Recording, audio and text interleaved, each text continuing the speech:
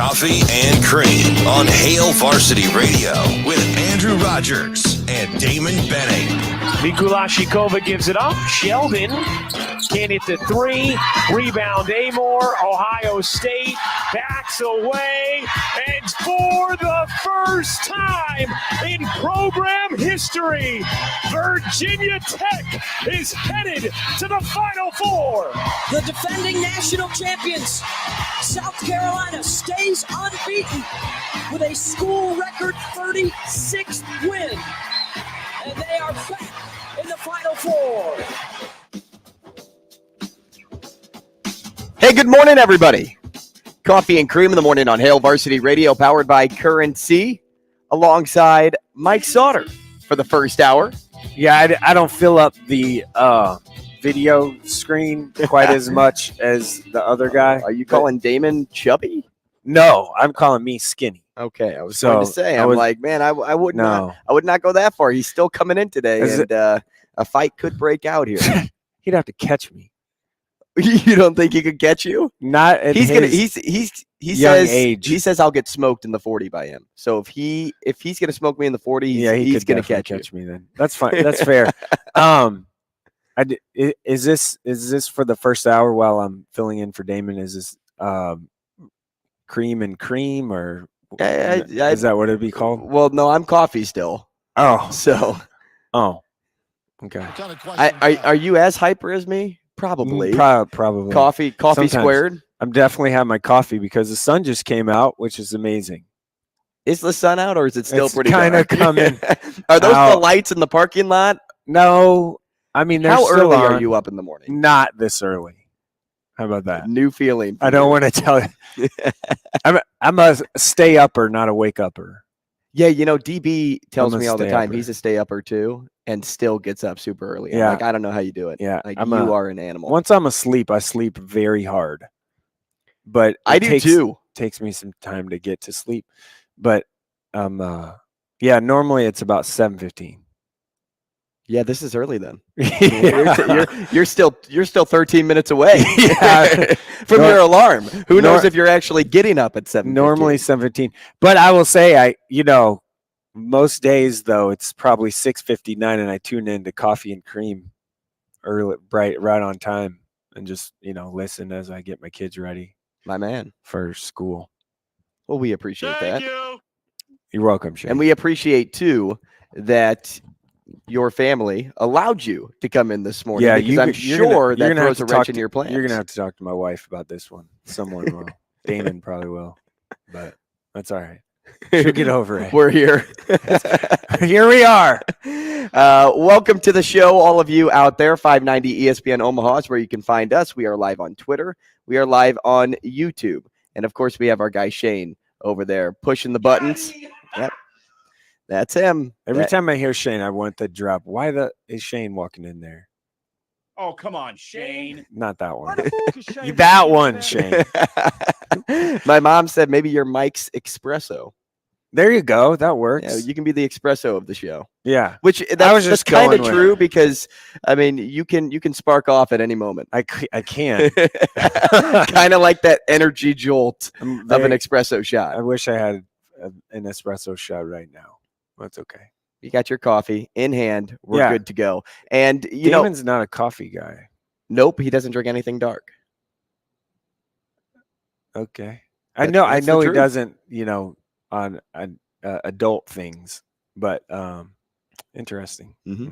Now, what else is interesting is the fact that women's basketball is thriving. Oh, Friday night's going to be huge. Friday night is going to be not only the most watched women's college basketball game ever.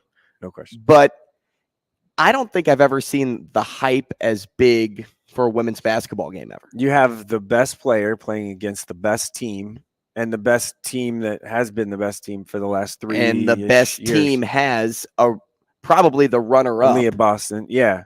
It's the two player of the year candidates, like clearly. The POY.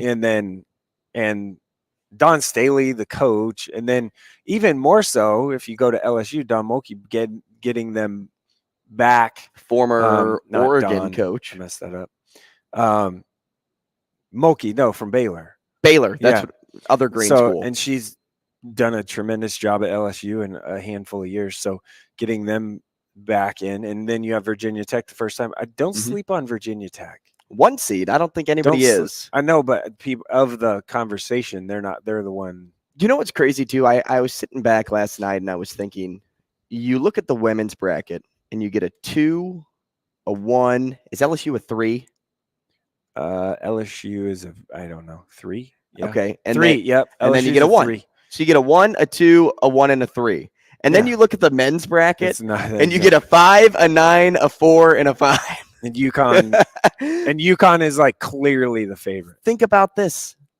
If you had a 5, a 9, a 4, and a 5 on the women's bracket, it wouldn't get the traction it's getting this year. No, it wouldn't. No, not at all. Yeah, stars make fights. That is per advantage for the men's bracket, and it's cool. Like it's cool to see new teams in for the men's bracket, but it's better for women's basketball to have the 1, the 2, the 3, and the 1 in there, especially when you have Caitlin Clark still surviving against South Carolina.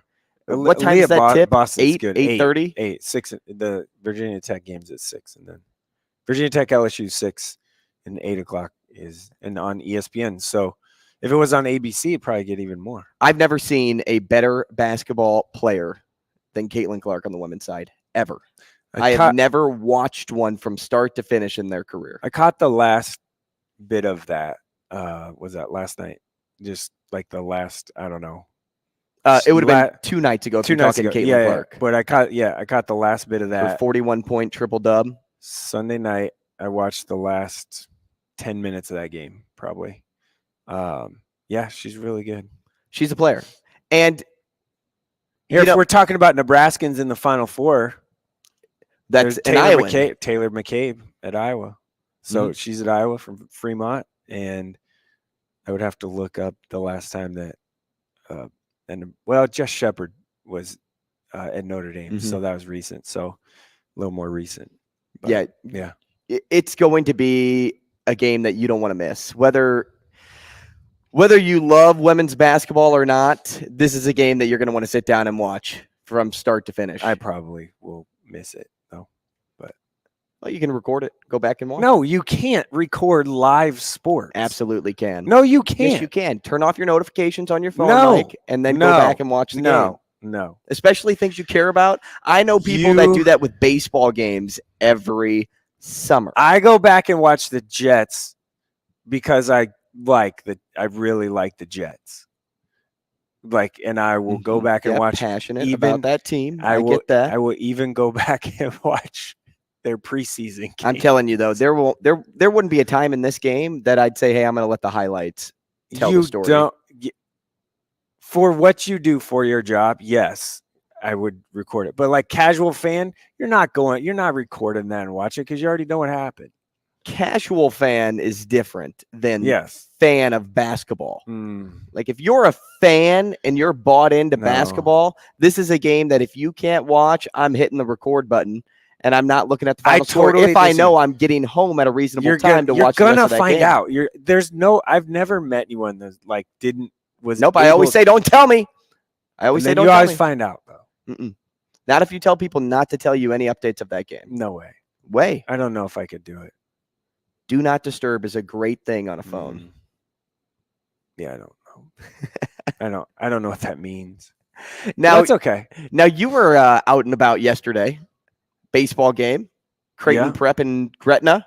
Creighton Prep and Gretna was cold. And then you were present at a soccer game. 2 of them. A couple of them. Yeah, at the same time. That was actually pretty cool on there. So Gretna, if you haven't ever been out there, they have turf soccer field, and then right down is their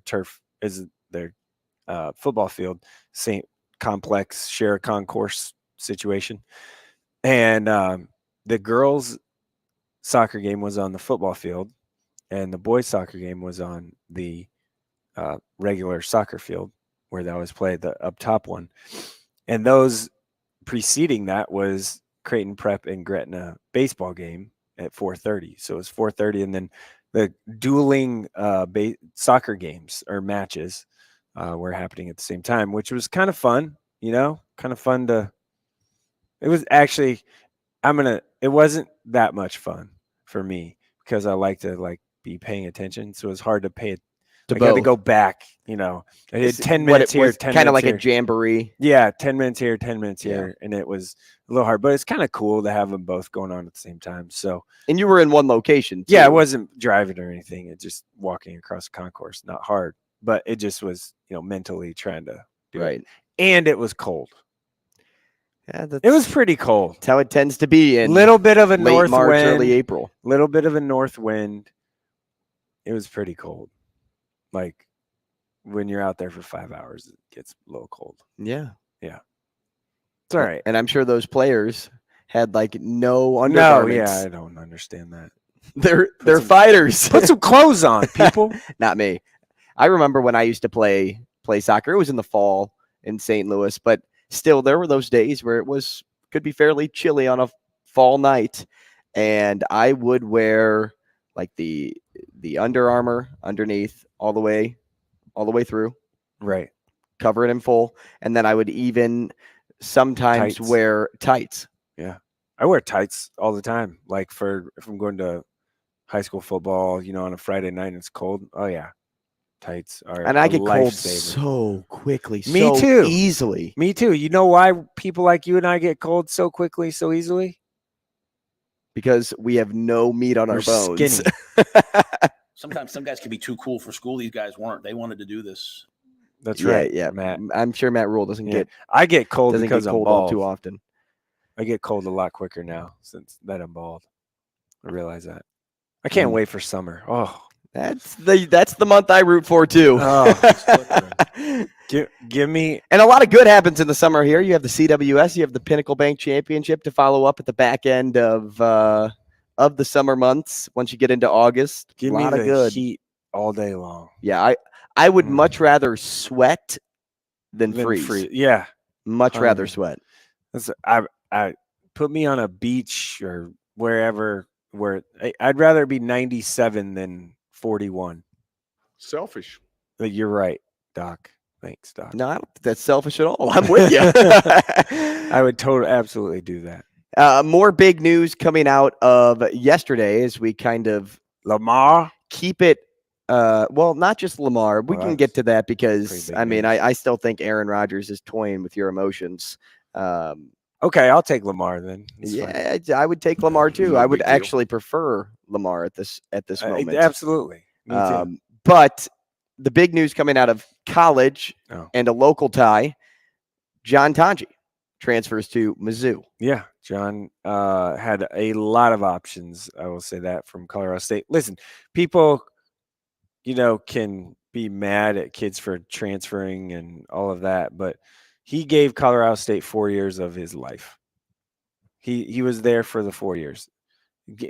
Did Colorado State want to keep him? Yes, absolutely, for the 5th year. No question about it. But did he give them 4 years? It's very much so like Ayo Akinwole, if you remember him, played at UNO. Sure. He gave them 4 years.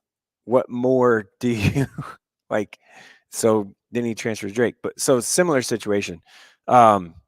I do know this with John. He had a Zoom meeting with Nebraska on Thursday morning, or about 11, I guess. And then Iowa State did an in-home with his parents because he's still in Colorado on Wednesday night. Basically the same day because they just zip over here.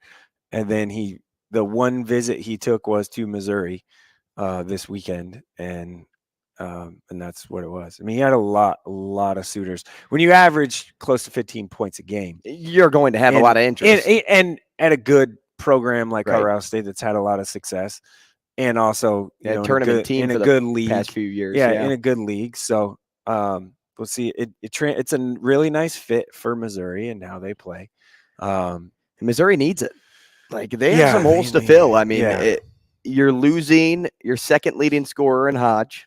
You could also lose Brown, Kobe Brown, and you could also lose Golston. Yeah, and they could opt to return for their 5th season based on what they have in front of them. But for the most part, you have to bank on those 3 guys not coming back. Right. So how are you going to replace them? And I think they've done a very good job in going out and getting a scorer, getting somebody with experience, and don't put it past Mizzou to come away with Caleb Love at this moment. Yeah, don't put it past them. That wouldn't surprise me. Caleb Love, he definitely needs a change of scenery.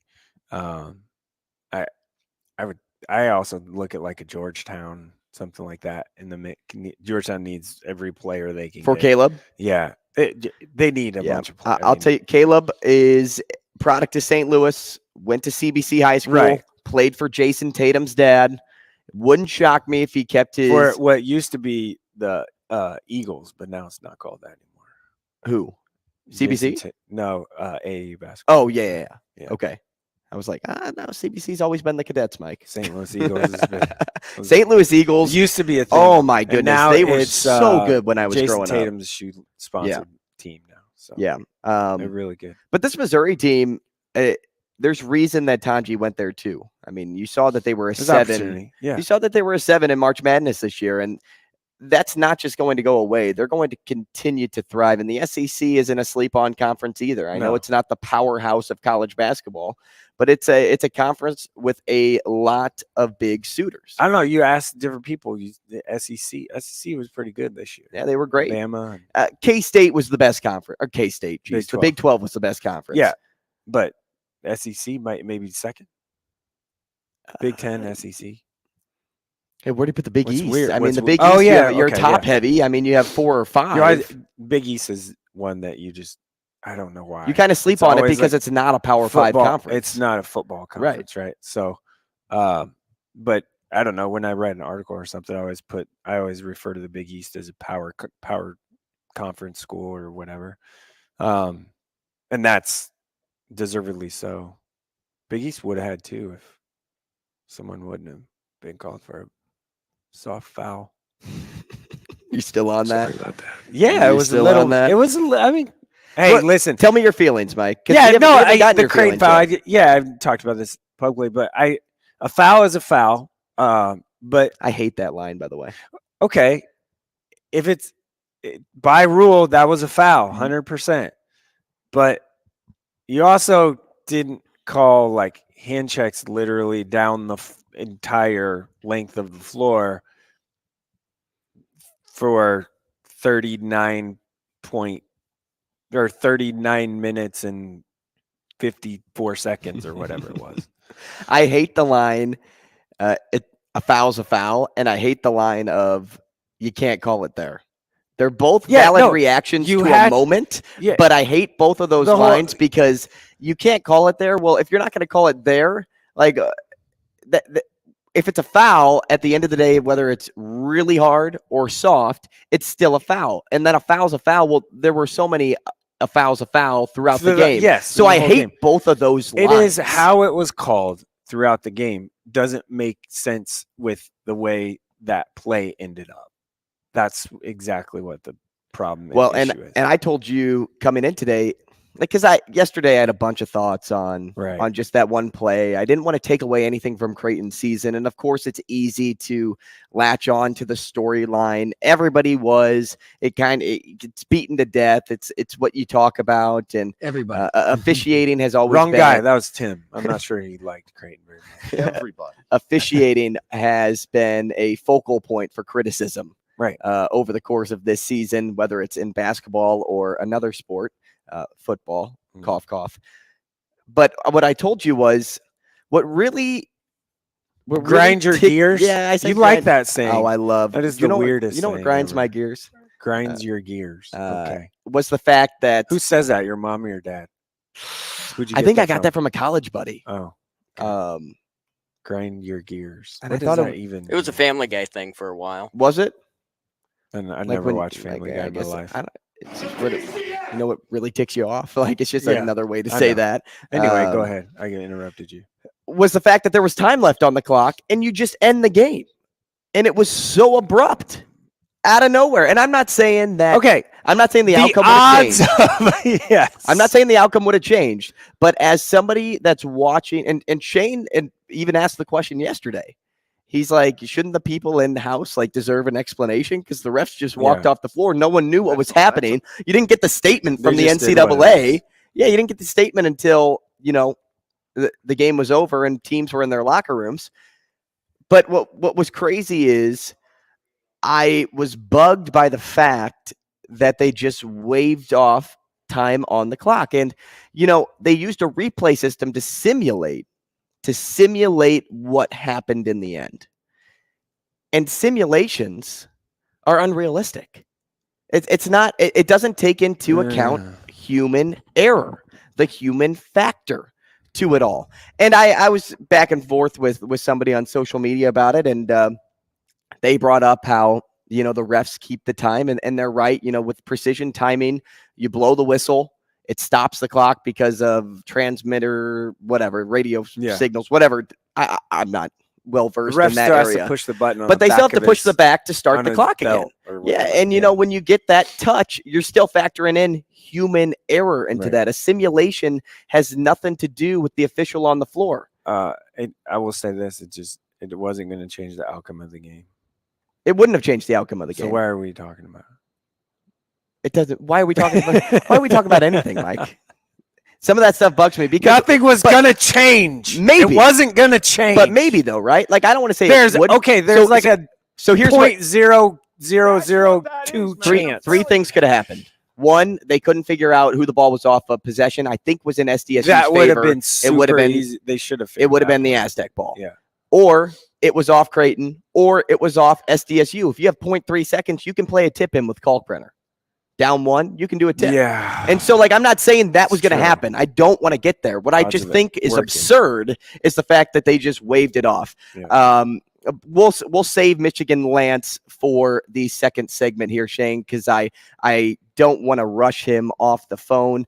What we are talking about today, outside of everything that we just kind of covered here in the opening segment, and Mike, we appreciate you sitting in for DB. Let me tell you, Damon will be on the show at 8 o'clock. He's dropping off his kids this morning. Caleb's on a recruiting Not that trip. kind of dropping off the kids. Yeah, and that's at the pool. No, they're not dropping the kids off at the pool. No, he's dropping his kids off at school. It rhymes with pool. Yeah. But he will be in at 8 o'clock. At 8, we talked to John Fanta, but before we do that, we have Brandon Vogel at 7:45. Then to talk Creighton basketball once again in a season close, kind of a wrap-up with Joel Lorenzi at 9 o'clock today. But in the meantime, we will regroup and talk recruiting I can't speak. Words are hard. Recruiting questions. We will get back into those and maybe unpack DB's mind a little bit more after being up in Lincoln over the weekend. There's some football to get to as well. Mike alluded to it with Lamar Jackson coming out and saying he wants a trade. Mike Sauter wants him to be open practice in Lincoln again this that is morning. correct. For Open practice. the media, so you'll start seeing, And social media clips. We have the Sports Six Pack presented by Zipline Brewing. That's coming your way later on in the show. And then there's something I really want to get to, and it's centered around ridiculousness in baseball.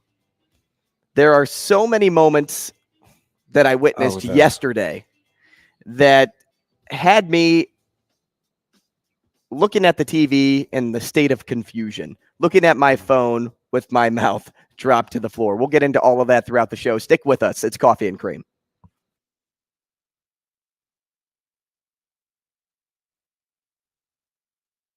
Rogers and Benning will be back in 5 minutes.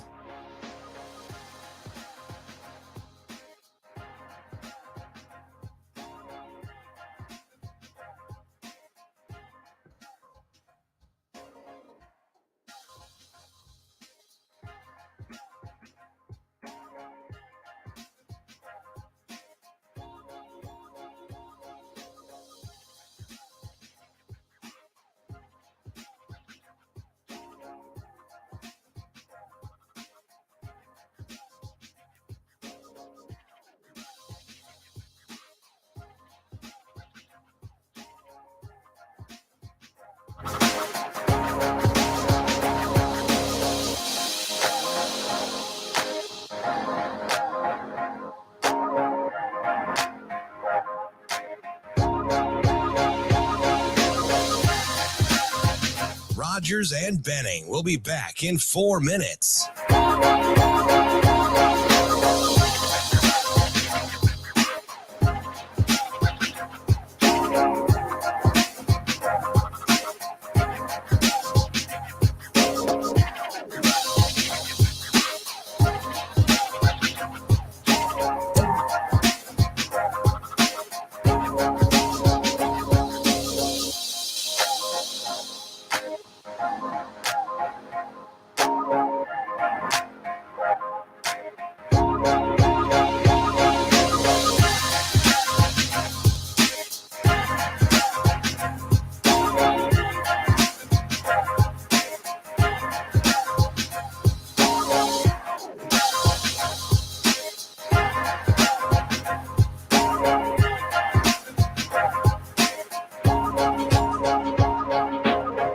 Rogers and Benning. We'll be back in 3 minutes.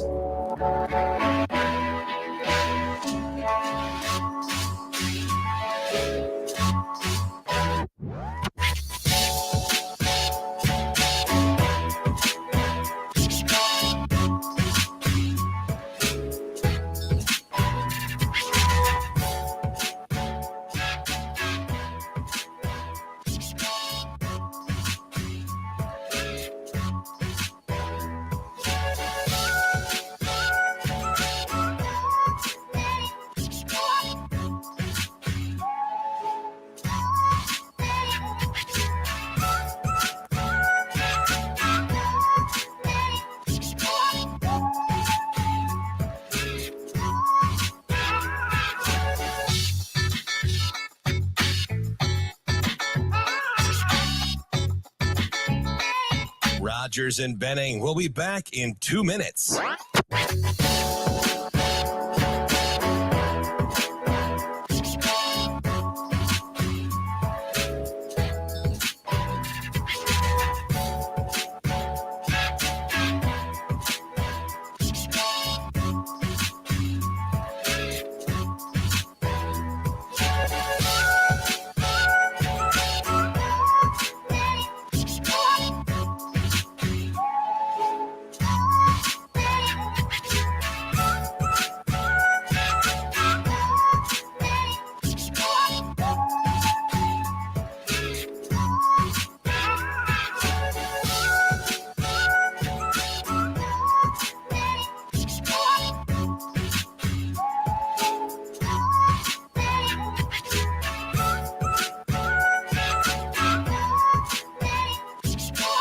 Rogers and Benning. We'll be back in 1 minute.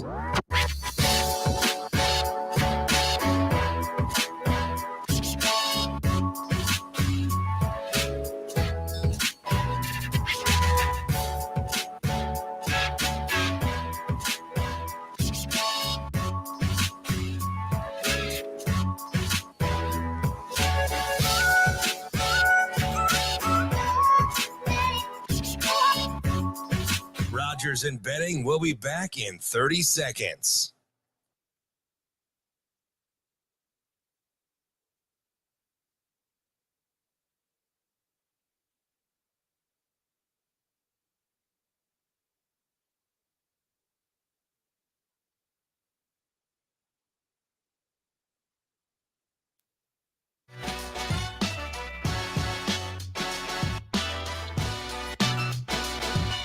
Coffee and Cream with Rogers and Benning on Hail Varsity Radio. Oh, yeah, no doubt, no doubt. Mike Sauter. I would agree, Damon. Mike Sauter. Yeah.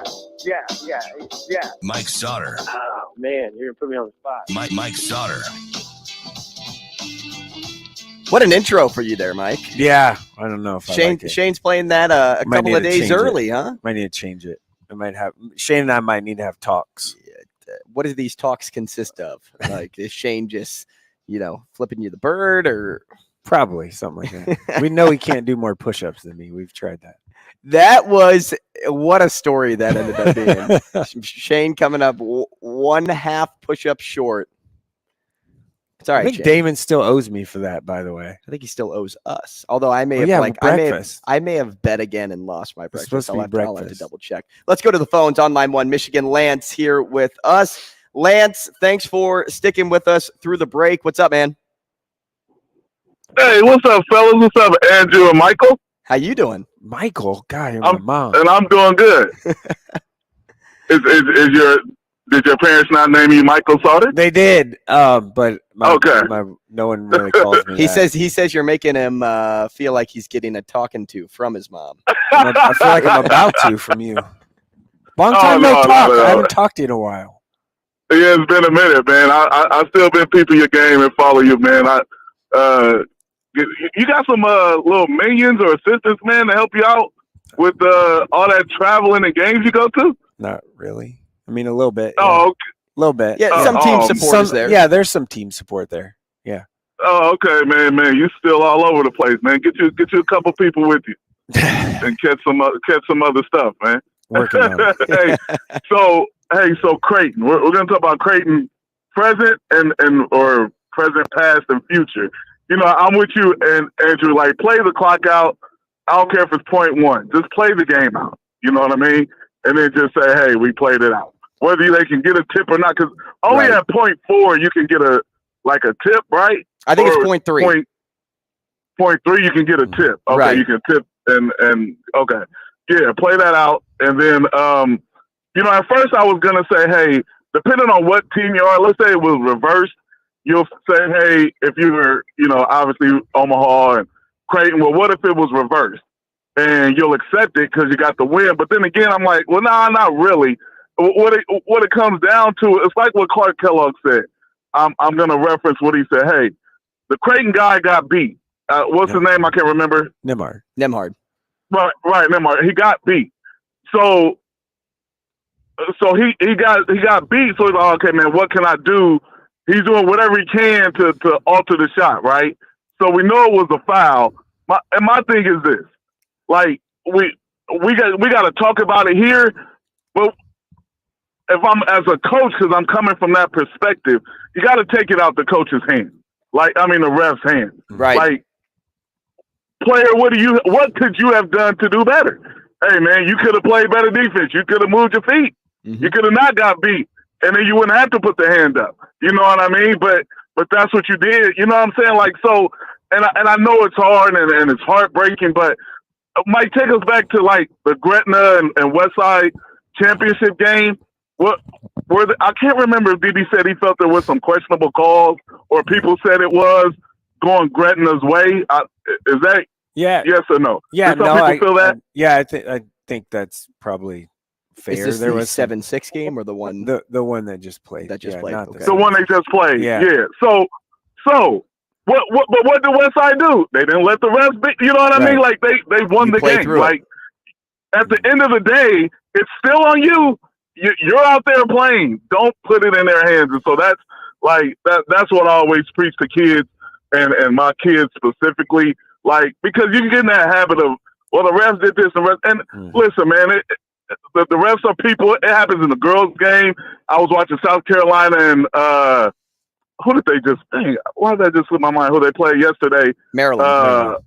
Maryland. Yeah, Maryland. These uniforms kind of was looking like I was thinking Louisville. But yeah, you know what I mean. It was a physical game. Like it could have been a lot of calls here, a lot of calls there. Like it's just, you know what I mean. They're human in what they call. And so in the future of Creighton, do you guys like if everybody comes back outside of the big man, right? Is he a senior? He has to go? Kalkbrenner can come back. Oh, okay. Yeah, there you go. Look at that COVID years. So, I mean, if everybody comes back, this is a preseason Final Four top 5 team, right? Hey, it's the same expectations as they came in this year. Yeah. Right. But probably even greater. You know what I'm saying? Because at least because they got there, right? Yeah. Right. They're more seasoned. This will be their 3rd year together.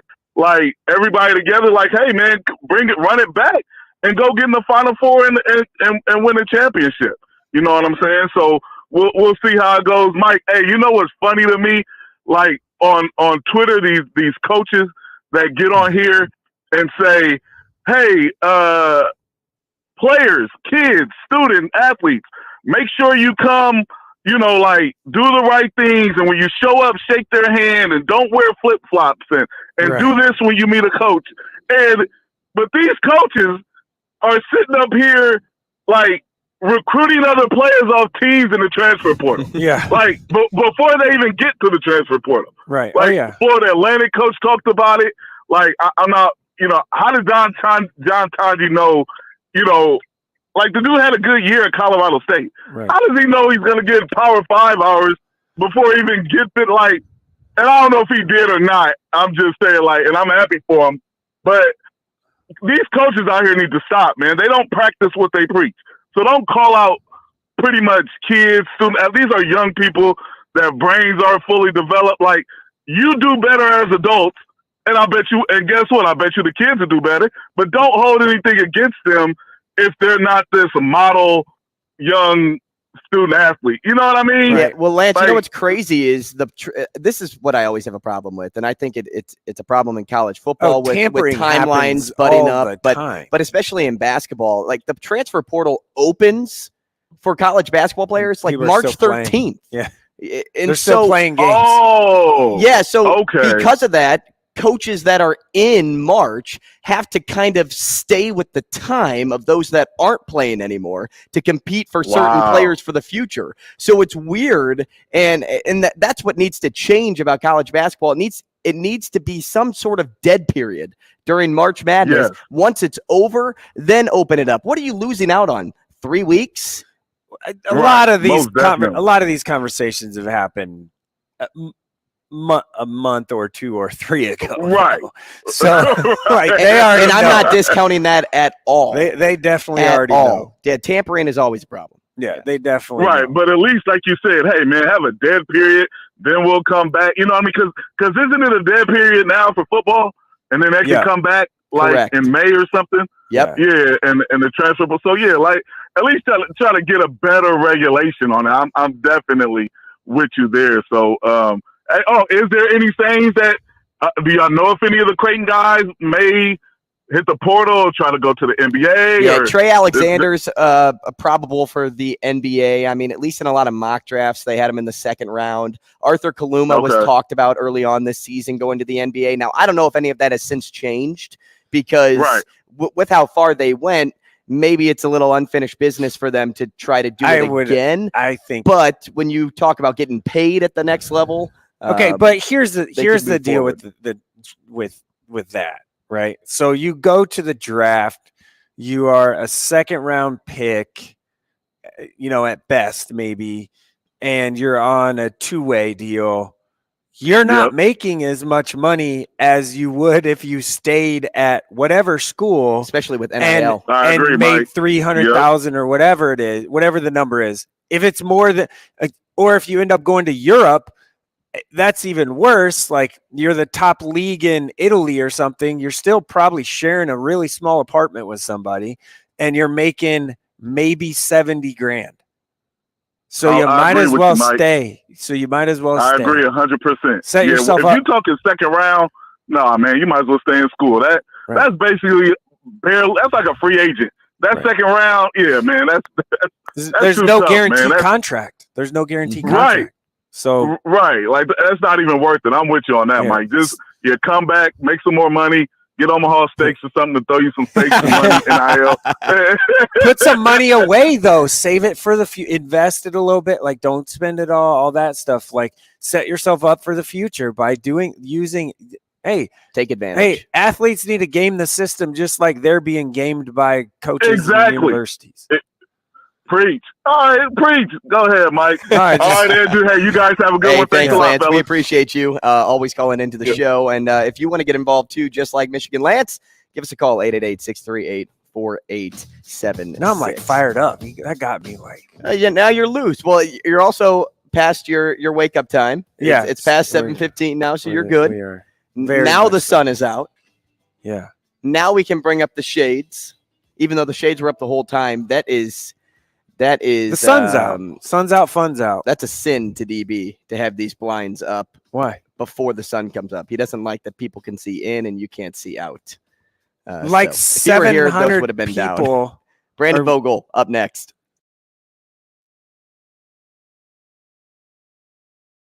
Rogers and Benning will be back in 4 minutes.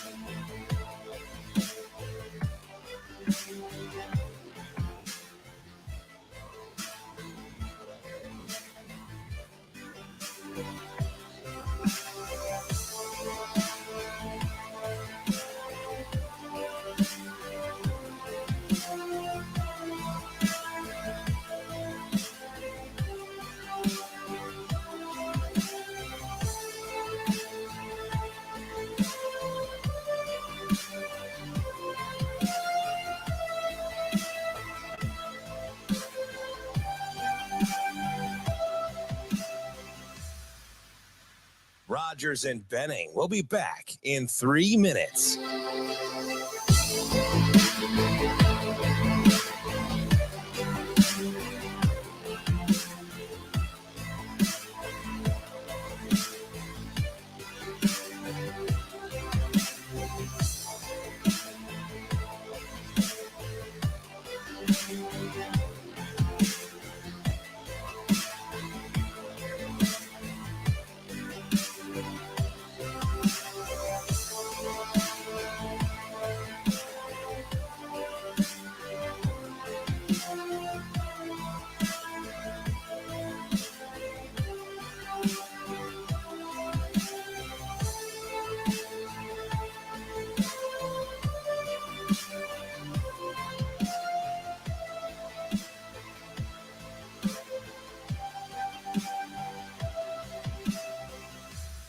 Rogers and Benning will be back in 2 minutes.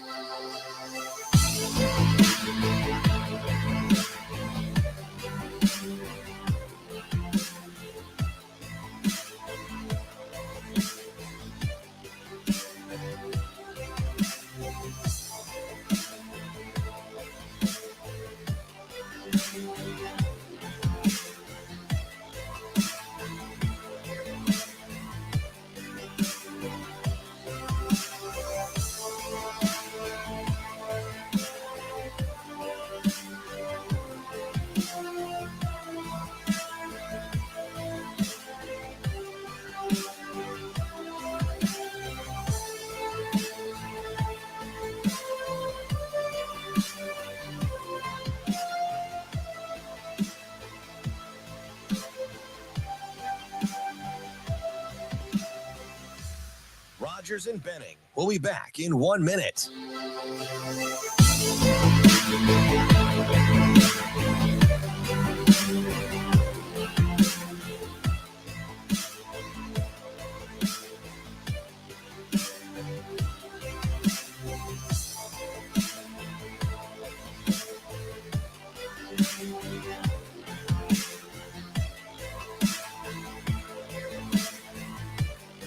Rogers and Benning will be back in 30 seconds.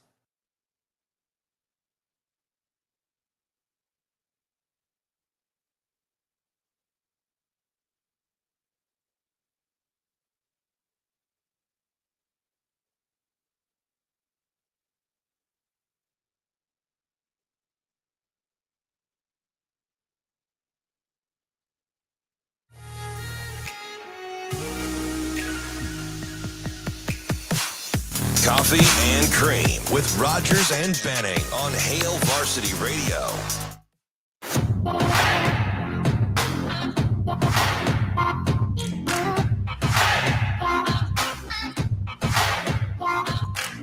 Welcome back to Coffee and Cream in the Morning on Hail Varsity Radio, powered by Currency, alongside Mike Sauter for most likely the final segment of your day today. Thank God.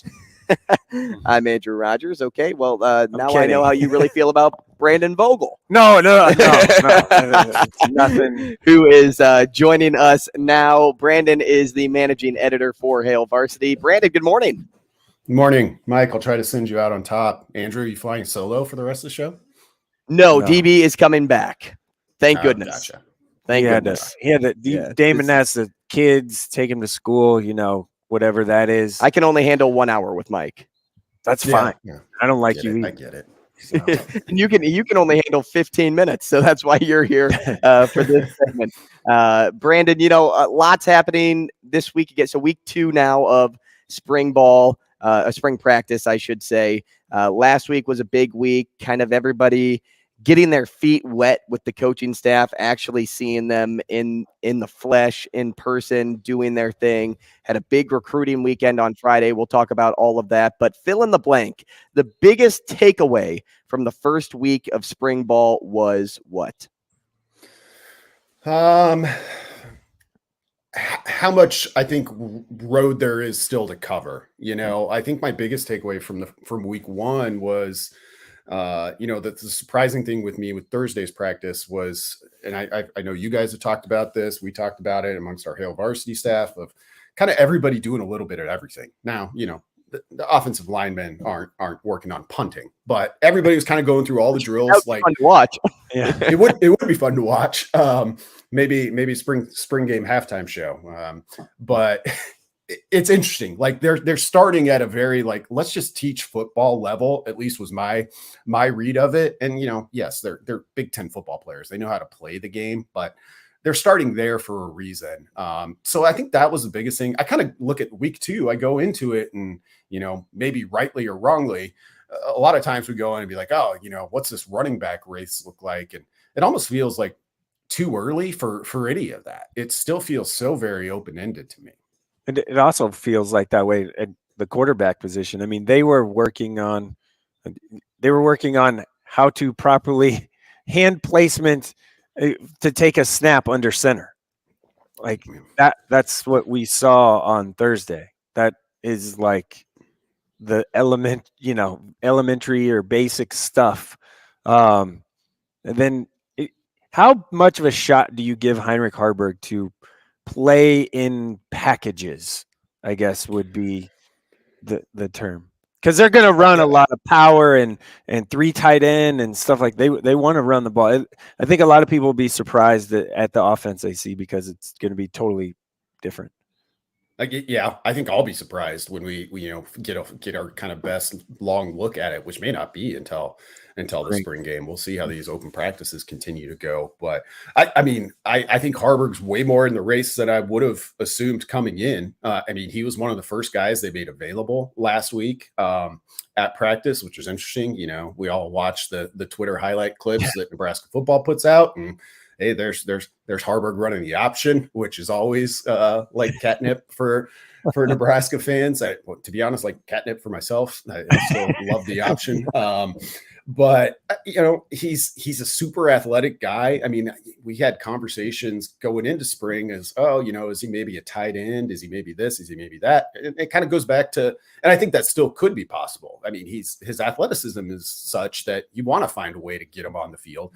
And if that's through some specific packages, that gets really interesting. Rule said going into spring, I'll let guys start where they want to start. And we'll see from there. Right now, he's a quarterback, and it's way more interesting, I think, than I probably would have said coming in. Great transition here, Brandon, because you hit on 2 points that I really wanted to dive into. The first was everybody getting reps, like even reps, which is something you noticed, and then position movement, because you don't really know where somebody is going to land. But I want to ask you this because it's super early, but maybe we'll find out come spring, like the spring game, who's going to be a solidified starter. Maybe. And that's what I want to ask. Is it too early to expect that from this staff? Or do you think some starters will be locked in to their position following the spring game?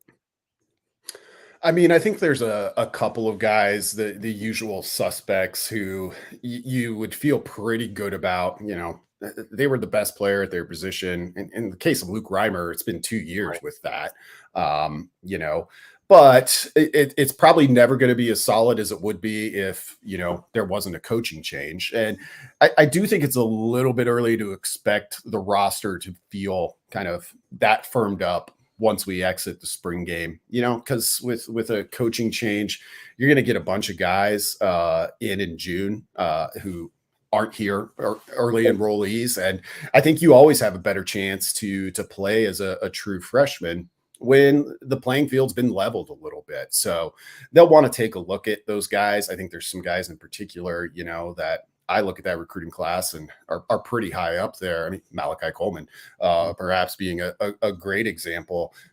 So I don't think we'll leave the spring game. I expect we'll see a lot of rotation in the spring game, which, still feels pretty far off, but it's really not. And we'll leave that, and people like us will try and piece together a depth chart. We'll all do that, and that's fun and good. But I wouldn't be surprised if a lot changed in those summer months where we don't really get to see anything. Offensive line has been the talk, when I think rightfully so. There's 10 scholarship offensive linemen. How much attrition or addition would you expect in that position group after the spring? I think for Nebraska's sake, it needs to be much heavier on the addition than the attrition because, despite what I just said about wanting to get a look at some of these younger guys, O-line is a tough spot to do that. And we've seen it happen. Do you don't want to have that happen? Yeah. I mean, we have seen it happen, a little bit recently with Nebraska, where you've had some true freshmen get some playing time and log some serious snaps. But I don't think it's ever the way. It's never the preferred route on the line. It's just the one position where, it's the most kind of craft based position. Like athleticism is great, size is great, length is great, but there's a lot of detail and technique work that goes in playing offensive line. And it just takes time to learn that, and particularly in a really good O-line league like the Big Ten. So that's one where I think I would expect Nebraska to go into the May portal with looking pretty heavily at the O-linemen that are in there. But as I've said multiple times, like it's the toughest spot, I think, in the transfer portal. Like the demand for those guys for a junior, redshirt senior, veteran O-lineman who have played somewhere, doesn't even matter if it's FCS, is always intense. Those guys are in high demand. We're talking to Brandon Vogel at Brandon L. Vogel on Twitter. Brandon, we all know the hype that surrounds Dylan Raiola and the other 5s and 4s that were in town from out of state over the weekend. But some people have been pushing to reestablish, or one thing I should say, not something people have been pushing to reestablish has been the in-state pipeline. Who do you think is the most important in-state recruit in 2024 that this staff is thinking if we only get one, we better get him? Well, I mean, I think it's got to be Carter, just based on the attention and, his ability as judged by, what we can see. I haven't had the chance to watch him in person. I'm guessing Mike probably has at some point. So it's all like huddle video and, look at the offers. I mean, and it's still just, it's strange to me, kind of at my age, growing up when I grew up, to see that kind of attention for Nebraska football players. And it's happening more and more frequently. So you're always going to have a ton of eyes on that type of recruiting battle. And he's a jackknife player. I mean, he can do so many things that it's like, get him in. And I mean, it fits what Rule has kind of espoused as his philosophy, is like, get them in and like, we'll figure out the best way they can help us, but also the best way that they can help themselves if they want to keep playing football beyond this level. He's Thomas Fedoni 2.0. Yeah. Like as a athlete, all that, the attention and from a local standpoint, I mean, that's what he is. He's Thomas Fedoni 2.0.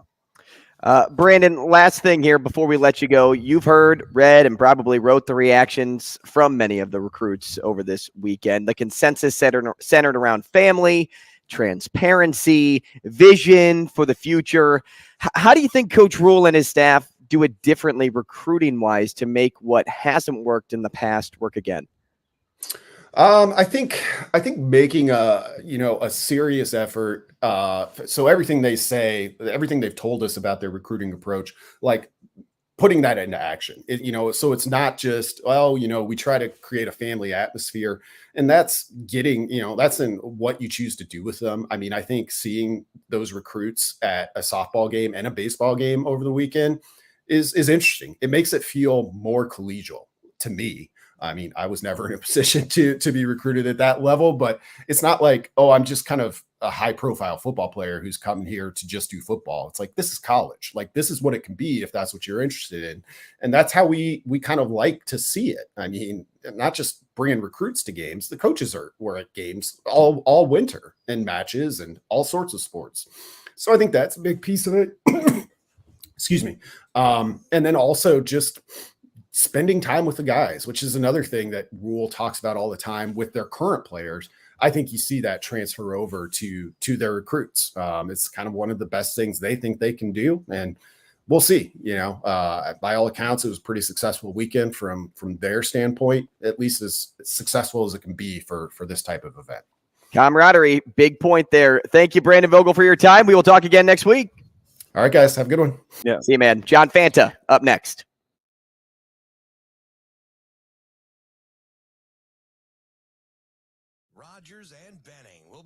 back in 4 minutes.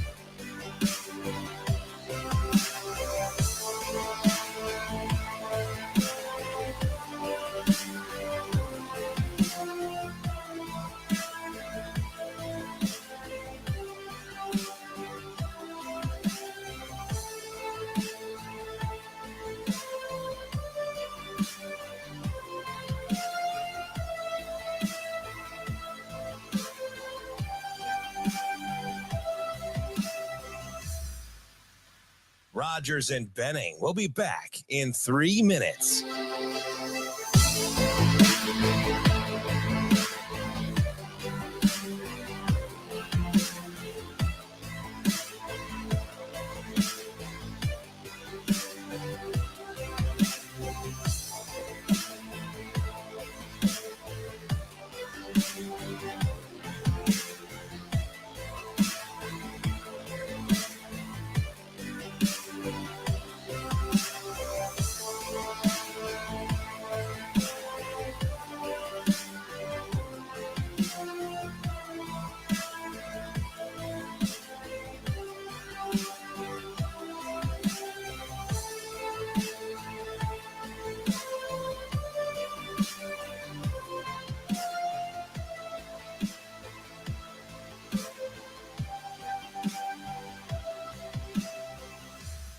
Rogers and Benning will be back in 2 minutes.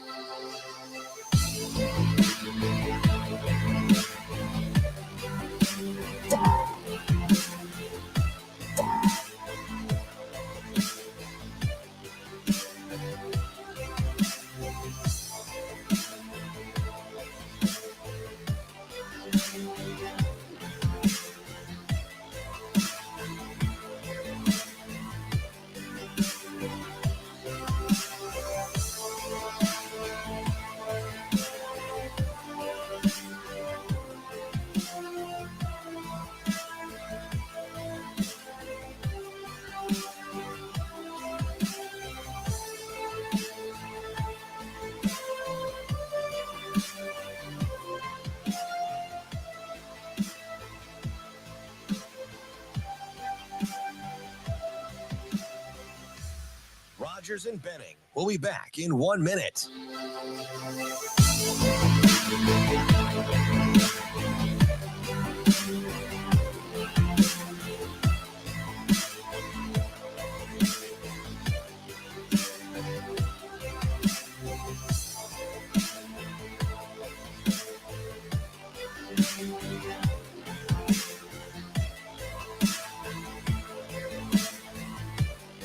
Rogers and Benning will be back in 30 seconds.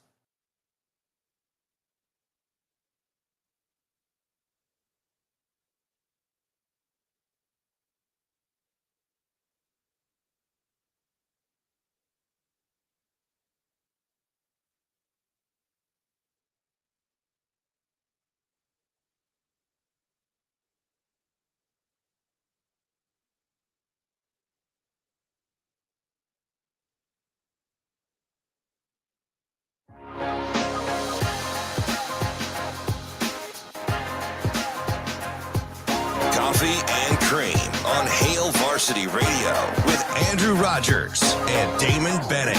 The Connecticut Huskies are heading to the Final Four, and we are joined by the father of Luke Murray on UConn staff, Bill Murray. Bill, you watched a lot of sporting events, all different kinds. How impressive were these Connecticut Huskies tonight? Well, they won by about 30 points against a very good team, Gonzaga, and everyone was nervous all day long. I couldn't get anything done all day long. I was just walking around the hotel room, just forgetting, what I was doing. Toothbrush, phone, watch, anything. Couldn't find anything. So it was a lot of nerves to get here, but it's fun now. Sure fun now. And I had a really big smile on my face earlier. My face is relaxed now, but My jaw was hurting. The interview voice you heard there, the interviewer voice, I should say, was the voice of John Fanta. He is our next guest on the show, Fox College Hoops broadcaster and reporter at John_Fanta on Twitter. He's been all over the place. He's been covering March Madness like it's, I want to say like it's his job, but that's because it is his job. And he does great work at that. And not only that, but a lot of storylines in the Big East. We will talk about all of that with him, but let's say hello to him first. John Fanta with us on StreamYard. That's YouTube TV and Twitter for all of you watching at home. John, good morning. Good morning, guys. Thank you so much for having me, and happy Final Four week. I appreciate it. Thank you. Hey, no, thank you for joining us because you're the busy guy. You're the busy one here, not us. We just sit in these chairs and we talk about what all the great things that John Fanta does on a daily basis, or at least what we get to watch on TV. But you're experiencing it. Did you catch a nap yet? Have you caught a nap? I got up about 10 minutes ago. So there you go. All right, yeah, no worries. Sleep is obviously limited, but on the front end of this week, gonna try to catch up a little bit and get ready. I'm off to Houston tomorrow. That's safe travels there, John. And since you brought up the Final Four, I'll start right there. First time since 1970, 3 first-timers are in the Final Four. Kind of weird, kind of crazy to see that the 1-2-3-1 comes on the women's bracket, and on the guys' bracket, it's a 5-9-4-3 or a 5-4. But who's your champ in the men's side? Who do you like right now? Because we talked weeks ago about how widespread this college basketball season was and not really knowing who's going to do it. Now you see that, hey, it's a reality. Why we talked about how widespread it is. Who's your champ? I think the champion is the team that has run ship through everybody and won their 4 tournament games by a combined 90 points. That's Connecticut. They're just playing so well. They're on another level. And when you look at their depth, that's what makes them so dangerous. Adama Sanogo is playing like an absolute beast in the post. He's playing the best basketball of his career. I mean, he's averaging 20 points per game in the NCAA tournament, and his rebounding ability right around 10 per game has been tremendous. And then you combine that with a top 20 NBA draft pick in Jordan Hawkins, who's knocking down shots. His movement off the ball creates wrinkles and makes the defense work. Right now, what UConn is doing, guys, is they're really making opposing teams work defensively, work very, very hard to guard them. And one of the things, Andrew, that we've talked about with UConn is their guard play, their point guard play primarily kind of being inconsistent. Yeah. But what's happened is they've made a great adjustment as the season's gone on, and they've positioned Andre Jackson at different places on the floor now that allows him to make plays for others and not be stuck at the top of the key and people daring him to shoot.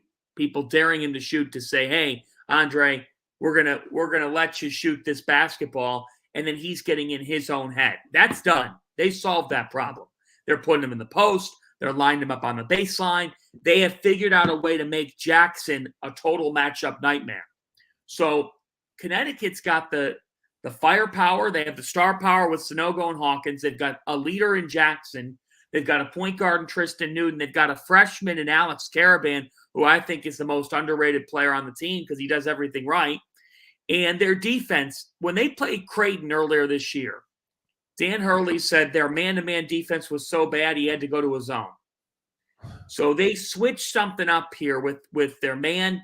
They have figured out ways to make it work again, and they're just playing complete basketball. So I don't know how you can really go against Connecticut right now. They're the best case. Could they lose to Miami? Yes. Yes, they could. You know why? Because Miami doesn't get fazed by other teams. Just ask Texas, who had them beat. And Miami just kept playing, kept scoring. So the problem with a lot of opponents of Connecticut has been like Gonzaga, Arkansas. They didn't have enough on the perimeter to score with UConn. That's not going to be a problem for the Miami Hurricanes.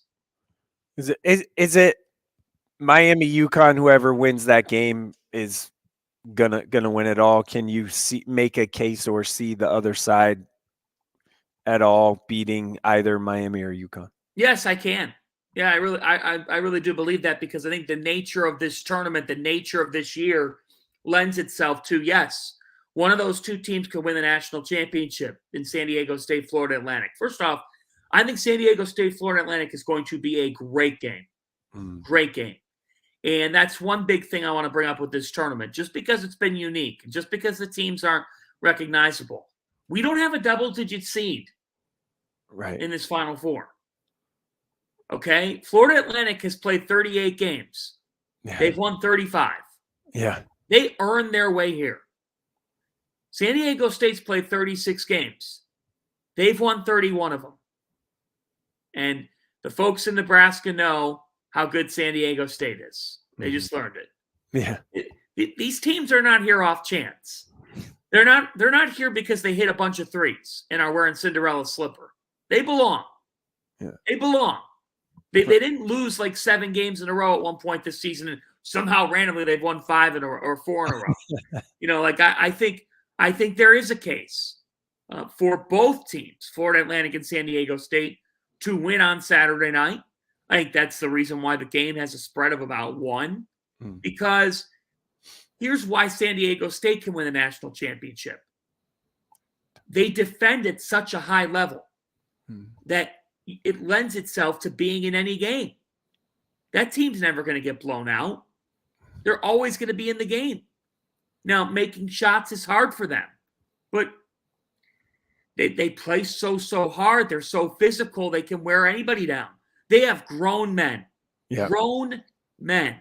And FAU, Florida Atlantic is 11-1 in games decided by 5 points or less. They were right there with Memphis. Nicholas Boyd hit a running lay-in to win it. They were right there with Kansas State. They found a way. A guy named Brandon Weatherspoon hits the shot in the game. They go 9 deep. 9 guys play 15 minutes or more. So they don't rely on any one piece or part too much. They can do it too. The point is, any one of these 4 can win the national championship. UConn Miami is not the de facto title game, in my opinion. And I mean, the San Diego State they're just old. Same thing with Miami. They're old. College basketball right now is old. It's old players because of COVID years and all that stuff. It is a grown man's game right now. And clearly, I think that's, you look at Gonzaga and what happened to them. I mean, yes, Drew Timmy's old, but like the guard play is not super old. Miami's old. All these teams are older players. You have, it used to be 19-year-old guys playing against 21-year-old guys. Now it's 20-year-old guys playing against 22 and 23 and 24-year-old guys. So that's I think that and all 4 of these teams have those type of guys, or that toughness factor. Yeah, exactly. I mean, that toughness factor matters, and it has played a huge role in this tournament. A huge role in this tournament. San Diego State has had a pretty remarkable ability of finishing and finding ways. I'm amazed at last 5 minutes of games. I know that this hurts for people out in the Nebraska area because Creighton had them. I'm amazed by their ability to hit tough shots late in the game, because they're not a great offensive team by any stretch of the imagination. But for whatever reason, we've gotten late in games and San Diego State's hitting shots. It happened on Sunday again. They went 8 minutes without making a field goal, and then they made 4 in a row in the last 5 minutes. So, that toughness factor does matter. It's a great point by you. And, here's the thing. UConn has blown everybody out. What happens if somebody's in a close game with Connecticut? Do they know how to execute? Do they know how to close? That'll be the first time in the tournament if it comes up. They haven't been in a close game. They've won all their games by double figures. So the only team of the 4 left that can say that. So you never know in this tournament.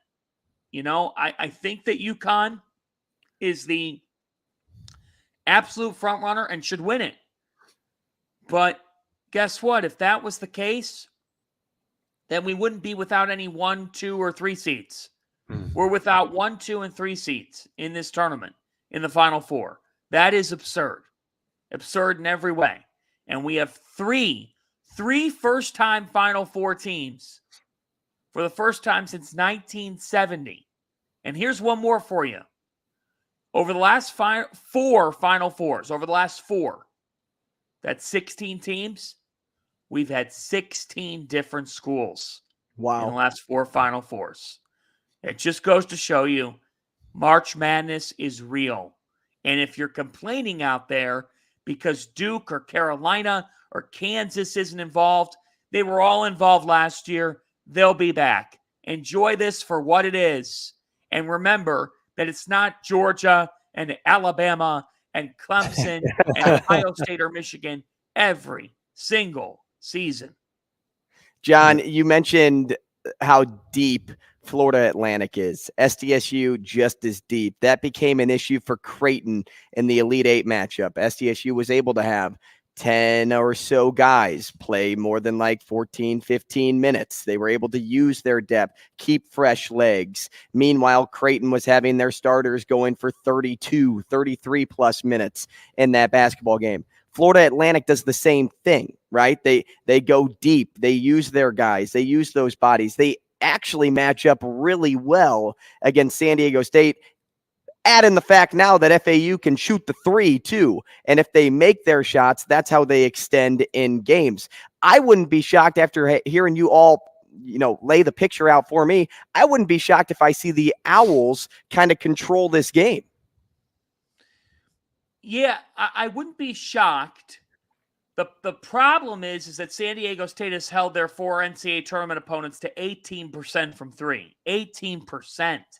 That's not coincidence. And then, Andrew, you get into a football stadium and teams seem to struggle to shoot in that first Final Four game. Saturday's perimeter shooting numbers be bad. Are not going to be good. Yeah. They're just not going to be good. So I get worried about that.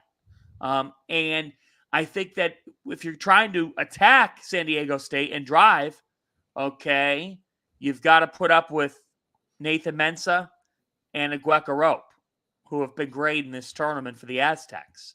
So, Mensah, his ability to protect the rim has been phenomenal in this tournament. He's had 8 blocks in the last 2 games. Crazy. He had 5 blocks against Alabama, another 3 against Kalkbrenner on Sunday.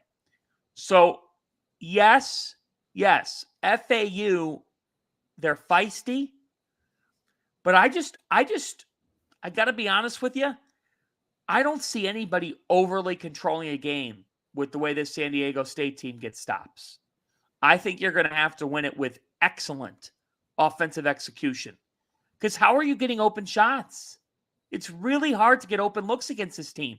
Creighton's open looks came off scramble situations where a loose ball produced a 3. And Creighton was so eager to shoot the ball if they got an open look, sometimes their shots were rushed. So I agree with you, Florida Atlantic's deeper than Creighton. FAU doesn't over-rely on one guy. And that's where, like, John L. Davis and Elijah Martin, they can play through both of them, both averaging over 13 points per game. The big man Vladislav Golden's just got to hang in. He's got to hang in on Saturday. But Nick Boyd, the senior Michael Forrest, Brian Greenlee, and then Weatherspoon, who we don't talk about. Like, all those guys have hit timely shots. So, yes, it's on the table, but it's going to be hard to hit threes. And that's it. FAU has hit at least 8 threes in all 4 tournament games. Will that continue? It's going to be difficult to do so against SDSU. John, I want to take advantage of your versatility and talk Big East basketball now. Of course, outside of UConn, you have a lot going on outside of the tournament, right? You sat down with the new Georgetown head coach, Ed Cooley, just about a week ago, who's in the midst of being villainized by media and his former fan base, as we heard. But, as you sat down with him, What'd you take away with that interview with Ed in regards to the strength it took to make that move and what he feels he can accomplish at Georgetown? Well, I think he's still battling with himself internally. That was one of the big takeaways that I had. I think that this weighed on Ed Cooley. It truly did. And I think that led to him not always telling the truth in this process because it was such a hard decision for him. You're in Providence, Rhode Island for the majority of your life for over 5 decades. And I think that privately, he felt as though he had done everything he could do at Providence. And I think when you combine that with, and a lot of people are angry at this take, guys. They are. But, he's got 2 children and he's got a wife. And I think a lot of people think that the coach is the king of the hill. Okay? Let me be very clear with you. That's not how it works. No, yeah. When he goes home, he doesn't coach people. Okay? And he said it in our sit down that he's been telling his family what they're going to do for 29 years and that his wife wanted to move to Washington. Like, to the people who are overly mad and upset, this stuff matters. Mm-hmm. If Jay Wright was single, he'd probably still be coaching. 100%. I'm not trying to villainize the other half. I'm just trying to be real with you. Mm-hmm. So people have families. Those families make up their minds. Those spouses make up their minds. Children make and his daughter's graduating from Georgetown and has plans to work in Washington. That was determined. So, are we now, was he set up for life in Friartown with the Friars in Providence? Yes. Yes, he was. Should he have left? I mean, I don't think I would have the cojones to do it. Because you know what's going to happen when he goes back there. But it's his decision. Was it handled the best way? No. Was that ever going to be handled well? No. No way. No way. So he made up his mind. He's a grown man. He can make up his decision. And I'll tell you what, if the decision's being the coach at Georgetown, and if I have the chance to resurrect that program and get them on a deep NCAA tournament run, what does my national legacy become? Mm-hmm. Yeah. It becomes, he's a guy who took over this job when they were in a very dark spot. Mm. And he's a black man in a world where there's not enough black men coaching. And he's following in the footsteps of an idol, John Thompson, and doing this at Georgetown. Yeah, that's pretty cool. Yeah. That's pretty cool. I got one stat for you, John. So UConn has not won a game all year of 5 points or less. Their closest game was 6 points in a win, right? The closest game was against Georgetown on February 3rd. Yeah. They won by 6. So if it's close against Miami and they're not going away, UConn hasn't won a game all season. 5 points. They've basically blown everybody out the whole year, is what I'm saying. So if it's close, if it's a 5-point game down the stretch, how do they react in that moment? Because they lost at Creighton 56-53. Like, they don't have a lot of experience being in those tight ones like that. And then they lost, obviously, a 2-point game to Marquette in the Big East tournament. So do they win or lose in that situation? So it's just a little nugget there. No, it's big. I mean, against Marquette, they went about 5 minutes without a made field goal. Right. So at the Garden in the Big East tournament. So that has been their bugaboo. That's been their bugaboo. And in the Big East, you're going to play close games. So when they were playing close games, they did struggle there. I mean, this team went 2-6 over 8 games in the Big East at one point, and now they're the best team in the country. So, the Big East will humble you, but they figured their way through it. I give Dan Hurley a lot of credit. I mean, he had a lot of pressure on him entering this year. He had yet to win a NCAA tournament game. He had not been able to win an NCAA tournament game. He had not been able to break through, and here he is. So, I'm in agreement with you, though. I would be concerned about that if it is very close late, because that's where the lack of a great point guard can hurt you. John, I got one quick thing here. Got about 2:40 left, and it starts with Caleb Love hitting the transfer portal. And what's crazy is if we thought about this last year after the NCAA tournament, we'd be saying no way. Like, you're crazy to think that in a year Caleb Love's going to be playing for another basketball team. Yet here we are. But if you're UNC, are you raising your hands to the heavens saying hallelujah, or are you thinking like, hey, Caleb Love's going to be a tough replacement, even though he didn't have the best year. And this is outside of, possibly everything going on behind the curtain. Yeah, Hubert Davis is the Grand Marshal in a parade this morning in Chapel Hill. Yeah. This was mutually agreed upon. Like, let's talk about how things work here. If a kid's transferring, sometimes they'll decide to go rogue and transfer. You know what happens when they're going rogue? They got a better offer elsewhere for more money. It is pro sports. Let's act like let's act like it is what it is. If the kid leaves and he's fielding offers, that means that there had to be a little bit of, you know what? Go ahead. Don't let it hit you on the way out. There was a divide between Love and Hubert Davis and RJ Davis and North Carolina. And that's what led to this decision. He was honestly, now look, it goes beyond him, but the belief around North Carolina is that he was bringing the team down. Not in the way, in the way that he played, certainly, but there's a mental aspect there. Carolina acted like they didn't care at times. It's very strange. That means that you have some bad juju on your roster. So this is the belief of the coaching staff. Now, does somebody and the players? Now, does somebody take a waiver on Caleb Love? Absolutely, no doubt. He's gonna end up somewhere strong. He might even try to spite North Carolina and make sure he plays them next year. Like, he might do that. But this is part of life in college basketball. You're gonna have people that have disagreements, like in the NBA, and say, I'm gonna go prove it to you. I'll show you. So this is not a loss for Carolina. Not a major one anyways. They're going to be fine. They'll make the tournament next year. They're not missing it 2 years in a row. These are necessary changes. When you miss the tournament, but you have enough talent, Carolina had top 15 talent in the country. And they were preseason number one. Yeah, they were preseason number one. Now, that might have been a little bit much, but still, what are you going to say? They didn't just miss the tournament because they didn't have enough.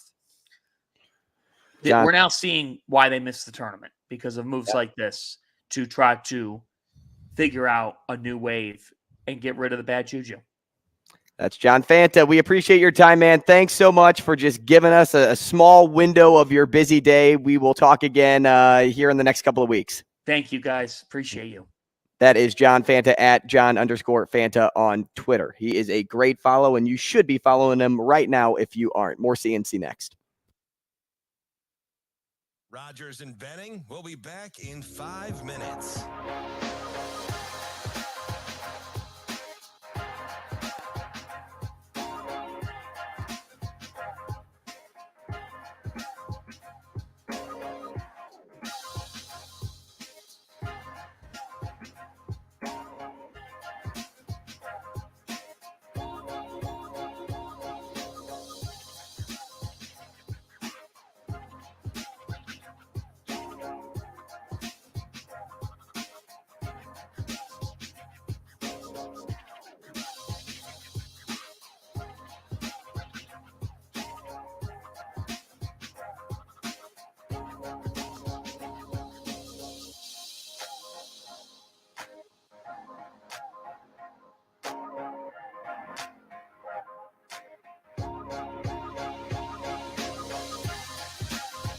Rogers and Benning will be back in 4 minutes.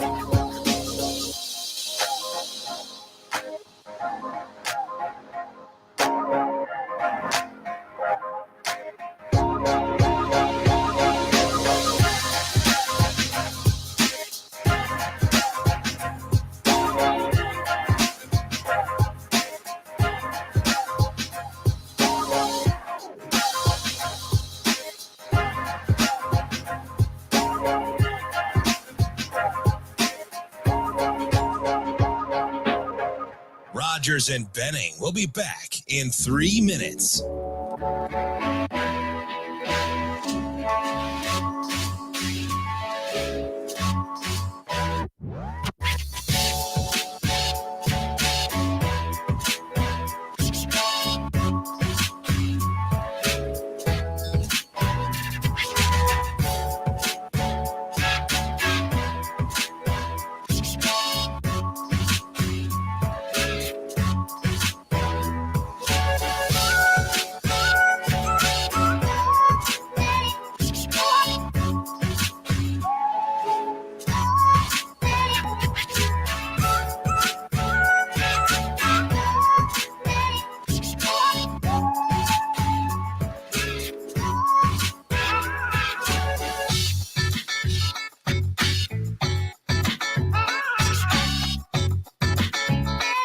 Rogers and Benning will be back in 2 minutes.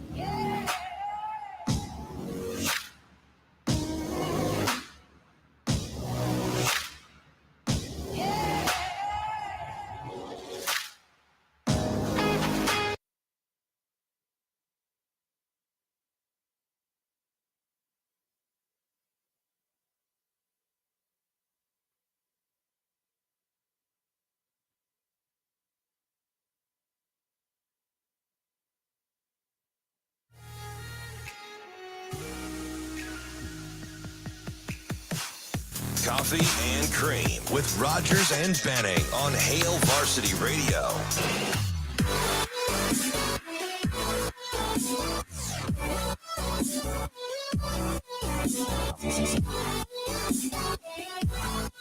Hey, thank you, Mike Sauter, for sitting in for the first half of the show. We appreciate you as he gives his Richard Nixon peace out, walking out the door. Both peace signs in the air, and we welcome back my guy, Damon Benning. Hey, I want to thank Mike Sauter, though. Like, just coming out of the bullpen, he was Mariano Rivera, and I appreciate it. He pitched a long time. Hey, did he come in? Well, he had to get 6 outs. Yeah. First, I told him 3, right? I was like, hey, man, I'll be back by 8-ish. And you were. Yeah, but you were here at like 8:02 or whatever. Once you start the right. And I didn't want to hop in and just be that guy to come in the middle of an interview, but I feel like I just pulled headsets off because your guys kept me way longer than I wanted to be kept last night. Yes, you stopped by No Block, No Rock, a very, very fun podcast to listen to in the Hurrdat Sports Network. Those if you haven't guys are checked hilarious. They're funny, and they're diehards. Yeah, and you know what's going to happen, though? Like, I couldn't spend a ton of time with those guys because I guarantee I'd get in trouble. Yeah. I mean, just real loosey-goosey, real fun. Like, before you open you up. Before you know it, you're like in jail. You know, it's like they got me to tell them that I was on the women's practice squad in college. Yeah, they got me to tell them like anything I wanted. I was hypnotized. So it's old school, right? The first person to ask 3 questions in a row is in control of the conversation, and they got me. No, questions asked. So I didn't get home until like 8. Well, that was funny because we were chatting before and you wanted to kind of set a window for yourself to start and end. And then you texted me and I'm like, man, this is way past the time that you gave me. I'm like, did you just leave? Yeah. Yeah. So, which I know that's when you know you had fun, right? You, when you give it a little extra time. Yeah. Did you bring Zoe's cup to work today? Or? Yes. She's hilarious. I know you dropped him off at school. So this little girl, man, she's walking down the hall. You have to buzz into her school, right? And this little girl's like socking me in the thigh. We've been wrestling. it was a total dad-daughter thing, right? This morning. I mean, just, you want to do your hair? Like I can't do hair. So she's like, I need a pony. I need this. How about a hat? I need this. I was like, you do you, right? So she walks in wearing rabbit ears and her hair in a ponytail. But anyway, that's awesome. She's like socking me in the leg, and I'm punching her. She's socking me, and I'm like, and she's super light. I'm used to kind of sparring with the boys or a bag or butt or something, or whatever. And by no means is DB punching her hard. Everybody out there. And her teacher, Miss Molly, is like, it must have been a dad morning. I'm like, yep. And as I'm leaving, she goes, oh, I like your pants. I've never seen those before. Zoe? Yeah, Dad got her dressed. She's like, oh, you should have seen her. She looked like old boy off Big Daddy. But I wipe my own bunda. Did you send the picture to Jay? Nah. Oh, no. Why, you think you'd be in for it? No, it was a lot more, it's whatever. Why didn't you capture the moment, at least for me? Oh, I appreciate the ability to think through what she's probably wearing, or so mornings whatever. with Micah actually happened in the car. Oh, really? And he's like, where are we at, like this Lamar Jackson thing? Like, is that what happens when, I mean, what? Like, don't you have people that are supposed to like handle your business so you can go handle your business? It's a great question, Micah. And I said, what do you mean? And he goes, well, I don't understand. Like, does he know enough? I said, I don't know. I mean, I guess. You would hope. I don't know. He had me dying. It was just rapid fire. It's a good question. I mean, I think it's what everybody's thinking. Like, hey, does Lamar have what it takes to be a player and an agent? Yeah, listen. The March 2nd thing threw me. That threw me too. I'm like, why are we finding out about this on March 27th? That's what that's how I know that whoever like leaked that information purposely did it when John Harbaugh sat down in the chair. That is a veteran agent move. Yeah. Whoever he's been in contact with or talked to, like for advice, they said, hey, hold out until X moment. Yep. That was planned. That was absolutely planned. And then they had to go back and say, oh, well, yeah, he requested this on March 2nd. He just didn't want to make it public yet. Yeah. So, I guess we'll see what happens now. By the way, are you watching all the practice photos? So on Twitter? Yeah. Media got in this morning. So they did, 8:20. By the way, did you miss me? Oh, and here's the other thing. Keith Mann, he appreciates you. He said, yeah, seems like a great guy. Nice guy. I said, Hey, don't even go there. I remember what he told me about you. He said, hey, you better keep that man in check. And I'm like, I don't know if I can do that. Listen, that's kind of the thing with me, right? And I embrace it. I embrace it. I kind of a little squirrely, kind of just do my own thing. And I'm a little bit of the same. Yeah. So like he knows, and plus he's babysat me for 20 years. He's a great guy. He's amazing. Oh my gosh. So he was singing your praises. So well, and cool. that was a big thing for me too, because he does such good work for the program and for media that I wanted to give him the the payment that he deserved in that moment. And he didn't need it. He didn't need to be acknowledged. He has I think it's probably good for him. I don't know. I don't want to speak for him, but I think his job is ridiculously hard. It's completely ridiculously I think hard. it's ridiculously hard. He survived multiple coaches. This one, he's lost a lot of his former coworkers. Like he's seen a lot of different. It's a hard job, and it's a job that doesn't pay a lot of money either. As SIDs, I'm not saying I know how his role is. Coach Rule is demanding. And you know what? At the end of the day, he's got to deal with us knuckleheads too. Like, truth be told, I mean, people always, asking for stuff and hey, what's going on with this? And I mean, he's got to guard the castle, and you can't always be friends, right? So he is.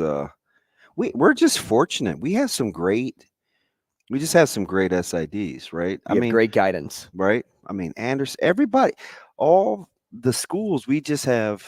I mean. How good is Rob Anderson? I mean, how good is Seamus McKnight? I mean, like we just have really, really good folks. And UNO had a ton of great people too. They're in the midst of some turning it over, right? But they still had a ton of great people during those times this year. And of the three aforementioned, they probably were the and maybe they had time, right? Little smaller programs, but were the most attentive to detail, right? You needed something, it's so we're spoiled. You need data, you need access.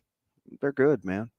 They're good. Man, no, I have not, to answer your question, seen a lot of the photos, but I just went to Twitter, and the first thing that popped up was Brady Oltman's photo of spring practice and what it looks like on the field, and it looks like some formation lineup. Oh, no, this is just stretching lines. See, the way it looks in this photo is deceiving, but, I was asking Mike, and maybe you can answer this. I was listening. Is it going to be any different?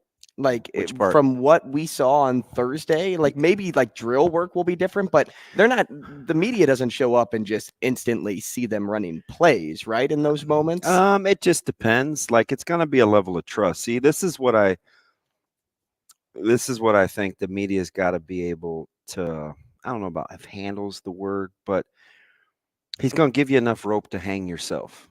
Right. So times may change, the times that you can get in may change, and we'll see how it's handled on social media, right? If we get into where we can't handle not ripping players and diagnosing 20 personnel from 10 personnel or X player with X group, and if we can keep that to a minimum, if we can just stick to the basics, I think he's going to be real cool with the media. And I think he's going to be real cool with former players. I know there was a lot of hand wringing and folks were pissed if you were, if you had a podcast or you had a show or whatever, you had to get special clearance or you weren't going to get in at all. And I just think, man, some of that is kind of on us, right? With great power comes great responsibility. And I think the better we handle how we disseminate information, I think the more rope I think we'll get. And Rule's not opposed to anything media because we've seen what he's done since he's arrived. And he loves the former players. He really does. There's a couple guys I know that he's gravitated towards that spend a lot of time there, and they don't beat their chest about spending a lot of time there. And I think he appreciates that, and he wants support. He's had it everywhere he's been, right? People don't follow him from Baylor and Temple and Carolina if he's not for just you, because. Right? It's a lot of former. It's a lot of former. So he knows the shadow that it casts. He just embraces it. We just can't be providing shade. That is true. That's the big thing right there. We'll get into more recruiting reactions because I wanted to get a few more of my questions answered from DB, but we have your questions up next. First, it's Sports Six Pack. Rogers and Benning will be back in 4 minutes.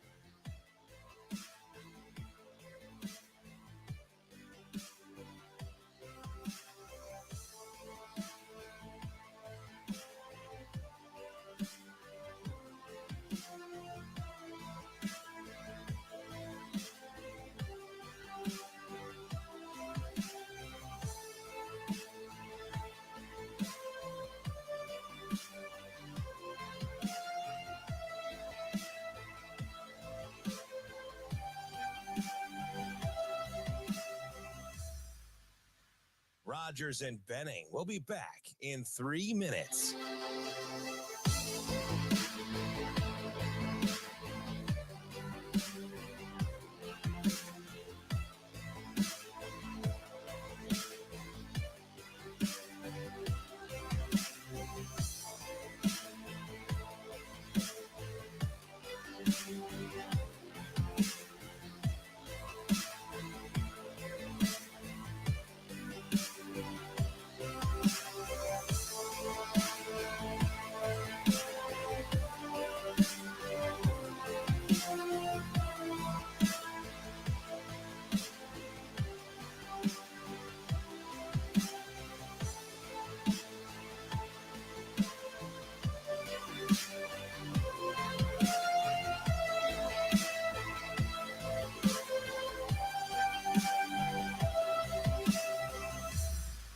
Rogers and Benning will be back in 2 minutes.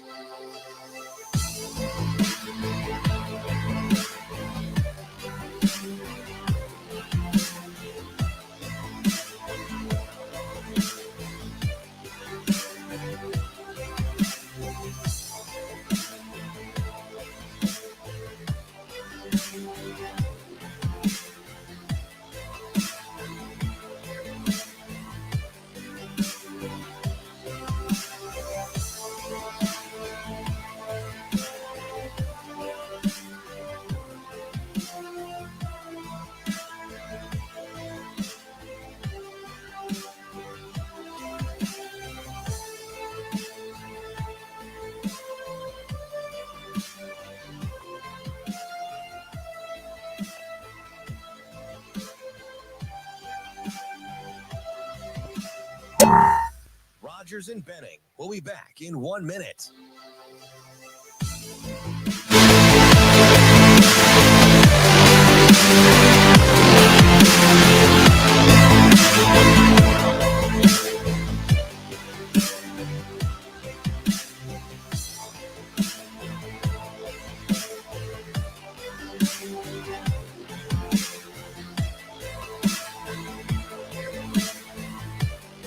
Rogers and Benning will be back in 30 seconds.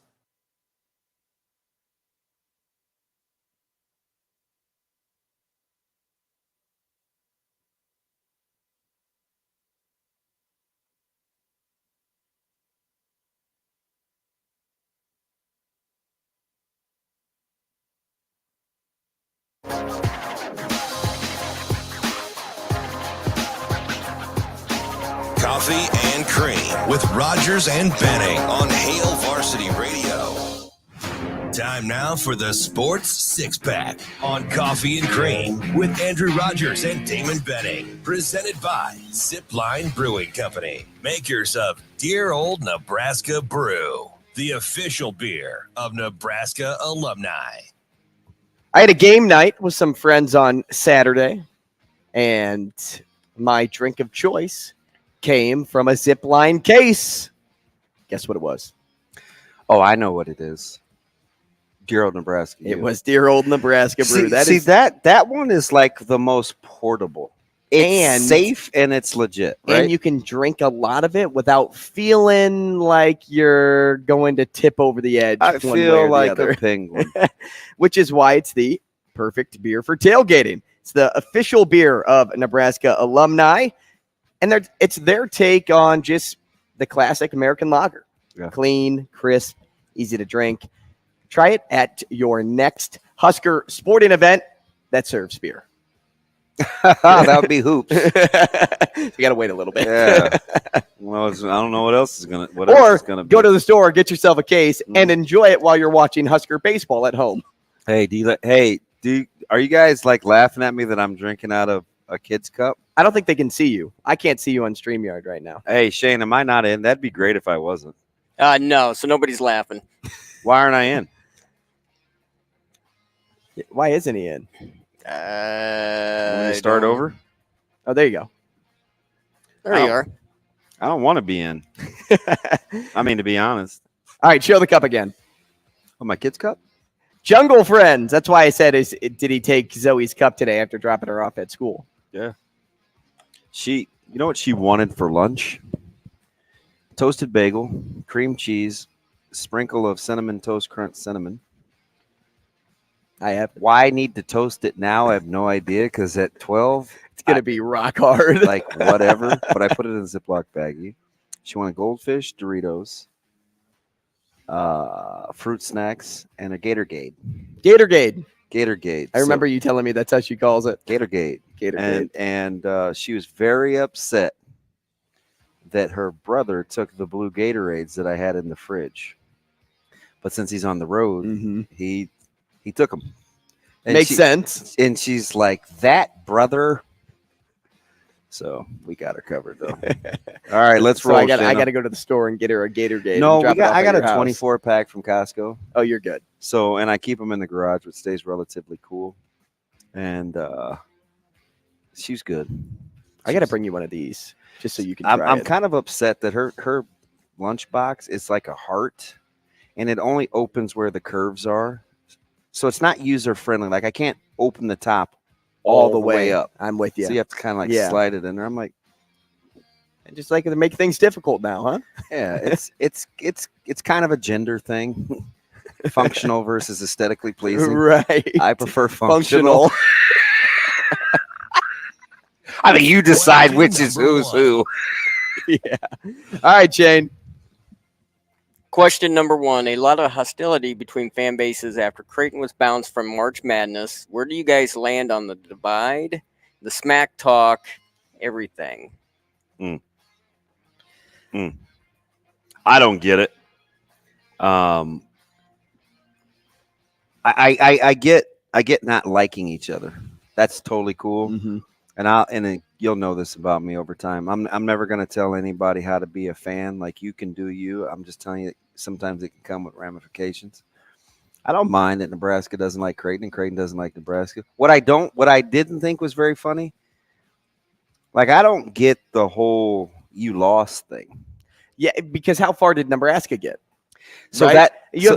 So that's cringy. You have no success to back up your point. Now you're pointing, and then really there's four fingers pointing back at you. Yeah, I like that. That I don't. That get. I agree with. But I'm not saying I don't think you have to like. No, you don't. Nebraska fans don't have to like Creighton and vice versa. Well, and at first I was like, for me, I'm such a neutral figure here. I'm like, well, I like them both. So why would you be hostile? But at the same time, then I put myself back in the shoes of, okay, let's just say we'll talk high school here.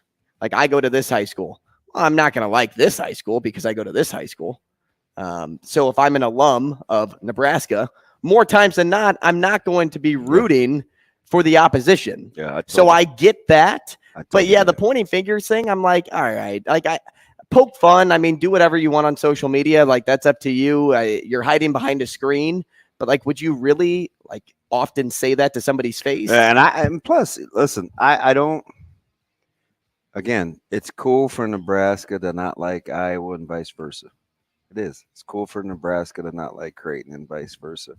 The thing that complicates matters here is like there's one thing that sometimes unites the fan base, and that's football. But I still don't that's the difference. But you don't have to convolute the point though. I can still not like Jay Nebraska fan or Jay's basketball fan and vice versa. And there's still those other people that like both sports, and they're fine too. Like, right. I like both. Well, that's the big difference though, because you brought up Iowa. Like, you poke fun at Iowa all the time. Not you. I mean, like, the fan base pokes fun at Iowa all the time. Well, because you don't, the Iowa fans aren't ever Nebraska fans and vice versa. But, when you're dealing with fans that like Creighton basketball, but also love Husker football because you're 40 minutes apart. And they don't have any football to support. So sometimes it's like, hey, are you poking fun at the right people in the moment? Yeah. But again, like, if you don't fudge, man, if Jack Mitchell doesn't like Creighton, good on him. Well, you don't have to. He doesn't have to. No. Nobody up there does. I was looking at these takes, man, because Caleb Henry was getting it from Creighton fans. But and he can take it, trust me. Like, dude's like Teflon, but he can give it too because he doesn't have to like Creighton. Mm-hmm. Like, there's no moral compass that says if I'm a fan of this team, I have to support. And there's no moral compass either that says you can't respond the way you want to respond. Yeah, so I don't have any problems with it.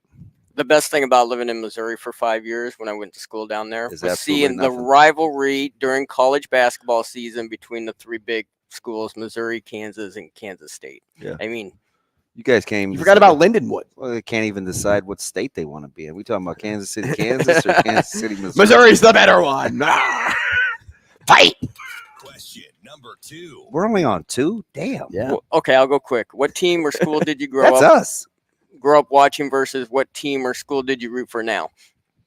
Okay, so For me, they're the exact same. Nothing's changed. So for me, I think it was different. I have one difference because I didn't cheer for the Braves or the Cubs, and they were on television all the time with TBS and WGN. Mm-hmm. I hate both teams. Royals, it was hard for us to get in this market, right? I don't know if they had blackouts then, but we weren't getting them on television. But everybody else is the same. Sunday, come home, watch Marquette, North Carolina, watch the Steelers in the Super Bowl. Of course, I watched Nebraska. Nothing's changed. The teams I watched as a kid are the teams that I enjoy watching now. So I watched Mizzou growing up, and congratulations, John Tanji. Yeah, not bad. Good addition for that program, too. I love him. My Superman crush. But I wouldn't say I root for them anymore because I went to a different college in that state. Not to say that they're a competitor by any means, but I just had no real attachment to Mizzou after just watching them on TV growing up, seeing them be successful in the Big 12. And now I would say, like, I like Nebraska football. That's why I'm here. That's why I love interacting with the audience. I like Creighton basketball because another successful program. I like interacting with the audience.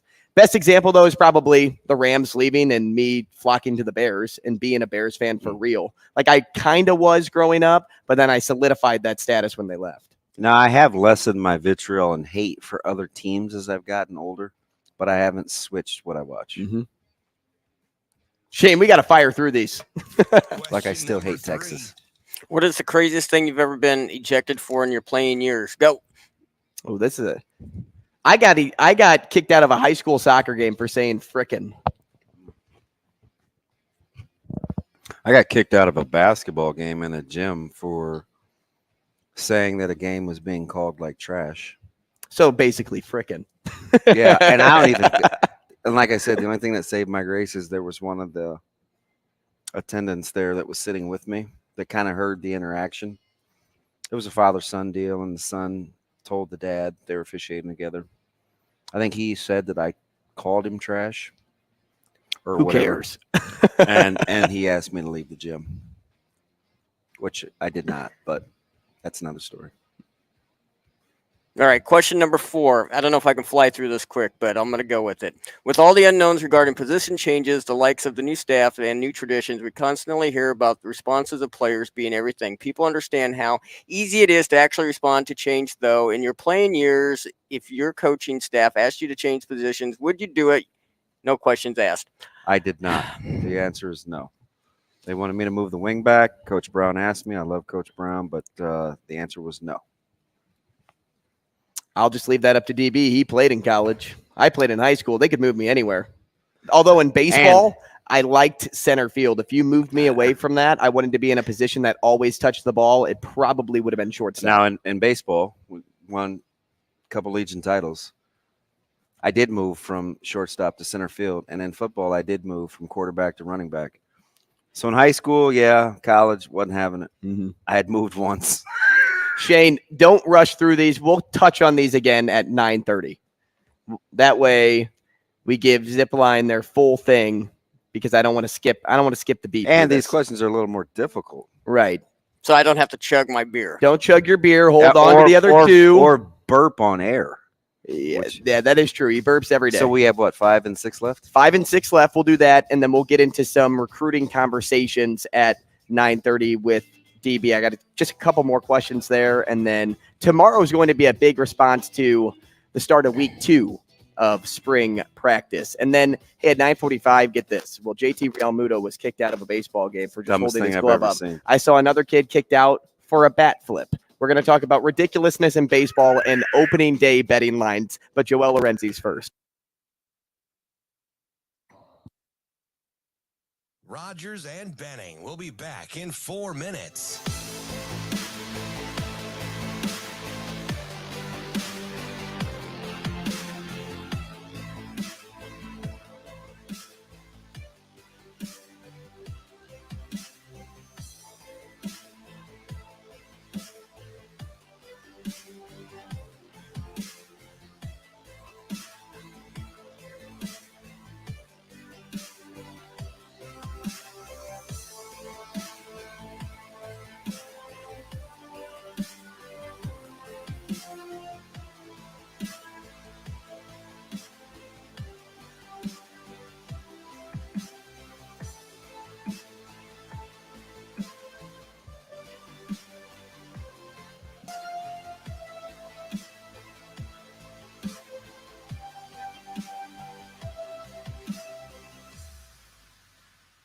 Rogers and Benning will be back in 3 minutes.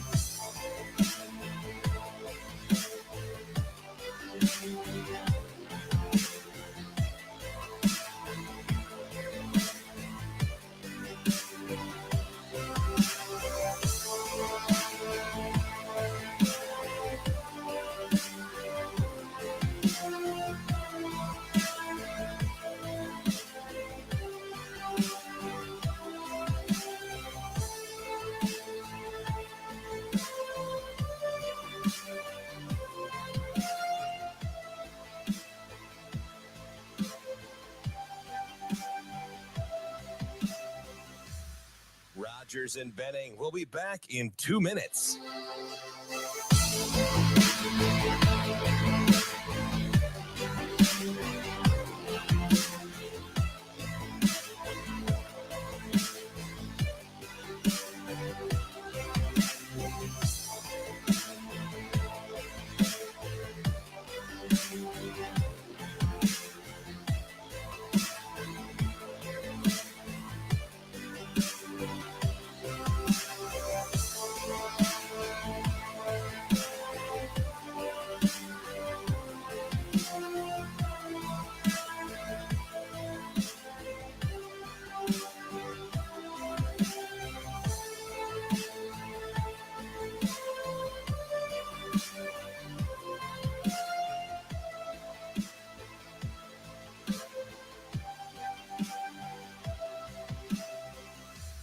Rogers and Benning will be back in 1 minute.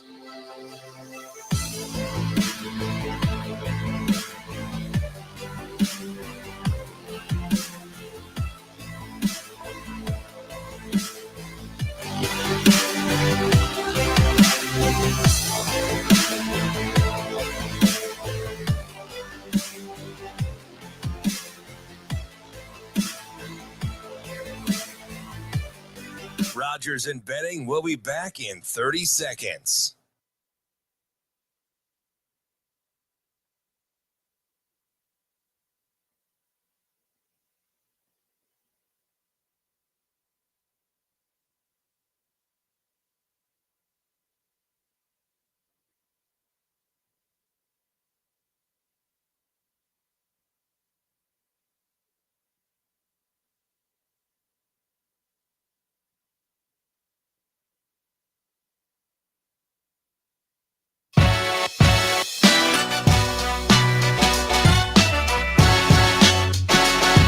Coffee and Cream on Hail Varsity Radio with Andrew Rogers and Damon Benning.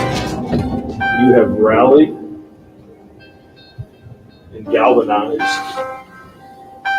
not a university, not a community, but anybody that's ever had anything to do with Creighton University.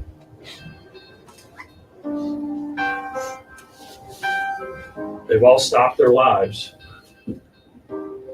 for the last couple Fridays and Sundays to watch you guys do what you do.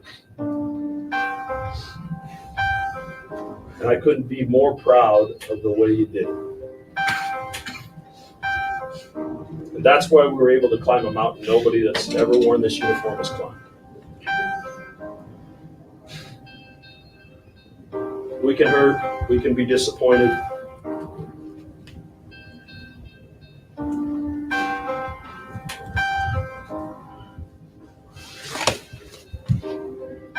But you damn well better be proud. I can't tell you how much I appreciate the opportunity to be your coach. The wise words of Coach Mack after the loss on Sunday in the Elite Eight to his team, and an emotional video, an emotional locker room, but nothing less than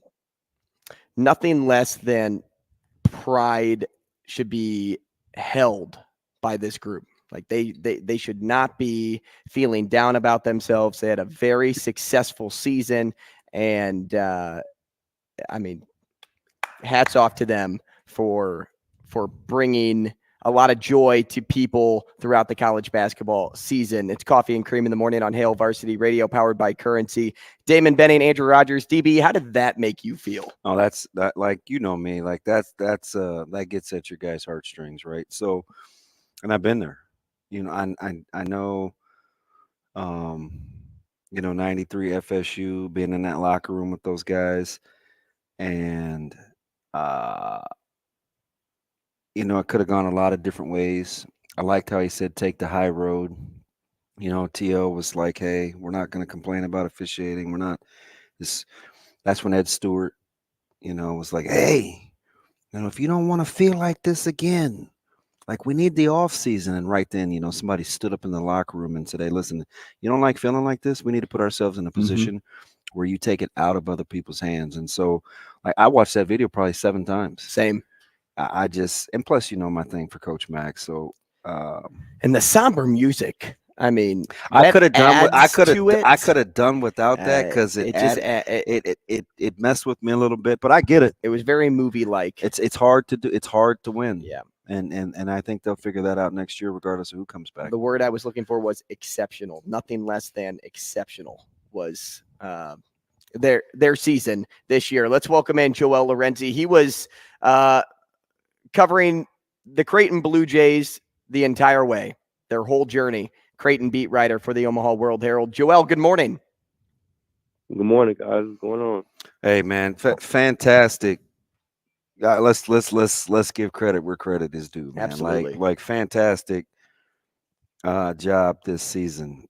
Fresh on the scene, atypical in your role, atypical, I think, in your style. You did you.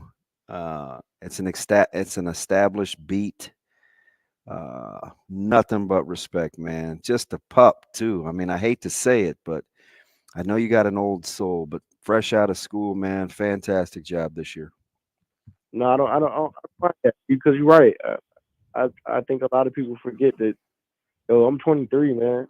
And so, like that, those words mean everything to me, DB, for real. I appreciate it. I spent, so much of the year. I realized probably halfway through the year, you can't make everybody happy. It's a tough beat. Yeah, and I brought my own style to this thing, like you said. I think I was probably the first. Sure, like everybody was, appointing this team to be a Final Four team, or maybe a national title team, or just to go on a deep run. But as the season was going on, I don't think anybody or a few truly held this team accountable, and held them to that. And I think as they were losing games, as they were playing, I think I was one of the few who was, because I knew how good they could be. And so to be able to document this whole thing and be part of, covering a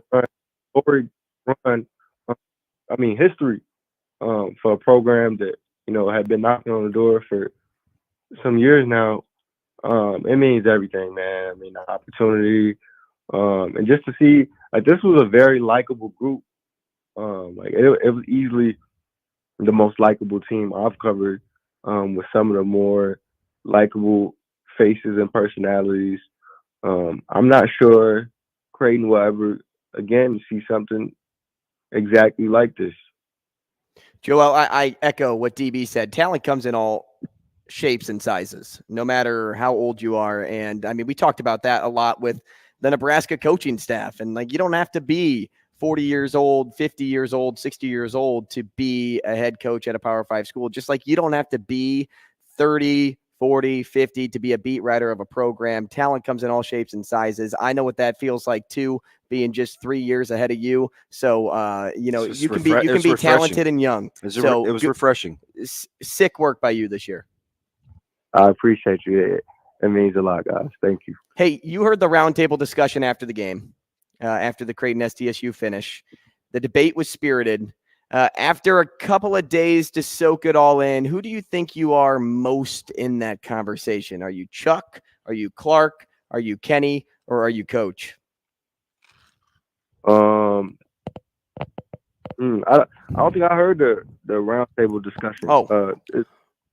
Was this about the? Yeah, it was about the call. And you were probably working when it happened. Yeah, but that's Clark, probably a fair Kenny, point. Chuck, Jay Wright, I mean, they went round and round over. Yeah, I know Jay Wright had some comments. I was reading about it. I didn't get to listen to it. I mean, it's pretty crazy I mean, I was seeing it, all on First Take yesterday. Like, this thing was everywhere, man. Yeah, yep. And so I thought, because I framed it in my final story, I think I framed it the only way I could. Like, Nembhard's hand was on Tramel's hip, but for 39 minutes and whatever seconds of that game, stuff like that wasn't exactly officiated that way. And so, if you're gonna call that, I mean, I'm always against. Like, I think a call really has to be egregious in the final 5 seconds of the game. Like, it has to be egregious. And especially a game with high stakes. Really, really tough way to see a team move on. And I mean, if we're being real, like, you give these teams 5 minutes, San Diego State can still probably win. I mean, Trey Alexander has 4 fouls. One of these teams would have won fair and square, but he didn't go down like that. I mean, I couldn't believe what was unfolding, and I think that crew probably knew that they screwed up. I mean, I think they probably, at least one of them, or a few of them, would have advanced to cover the Final Four. I don't think I saw any of those names. Well, you saw Jeff Anderson, so I don't know if, like, that is really a thing. You know what I mean? Yeah, but maybe Jeff Anderson didn't make a call that egregious throughout that tournament. Yeah, let me ask you something though, from a different perspective, because I kind of heard this a few times, and I'm curious about how conscious you want officials to be of where they're at in the moment. And if we're gonna give, and this is what I asked Andrew yesterday, if we're gonna give comps and talk about the other 40 minutes, and this is coming from a Creighton fan, sure, don't you have to give me some similar comps? 6 seconds, an ISO ball screen, all eyes are on that final play. Like, I think we're a little disingenuous when we say for 39 minutes it wasn't called like X, when there isn't a moment in the game that had that kind of attention placed to it in that short amount of time. If you could officiate the game in a 6-second window, which is basically what that was, that's kind of the comp you need, right? Or is that too in depth? No, you make a fair point. But I think as I watched that game, I'm watching Tramel put his hand on Nembhard's back, like, every time they make a trip down. Like, these teams were both channeling their level of physicality, whether that's Creighton on rear view contest and trying to, send San Diego State middle and, maybe getting the hand on them as they pull up the mid-range numbers, or San Diego State when they're trying to extend full court pressure and, really slow Creighton down. Like, they had hands all over each other. So I think just off the eye test, it felt like officials let a lot go. And you're right. Like, there is a lot of pressure to call that final possession the right way. Mm-hmm. But I just think history, I think of the course of that game, I think of maybe what's morally right. I mean, a foul is a foul, right? Like, he fouled him. But I just question what would have changed throughout the final minutes of that game. How different that game would look like if everything that looked like that was called. Would you want Nembhard to get that call? Like, as a coach, or what do you mean? Like, if roles were reversed. Would you want Nembhard to go to the free throw line? I mean, if you're Creighton, Hell yeah, because there it is. That's it. See that right there leads me to believe that the synopsis isn't objective.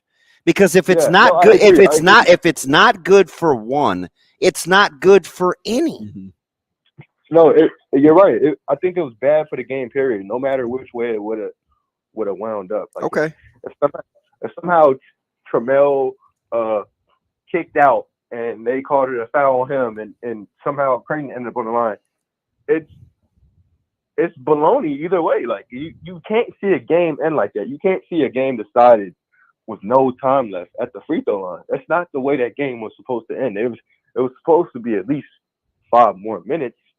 And in reality, Creighton had his chances, man.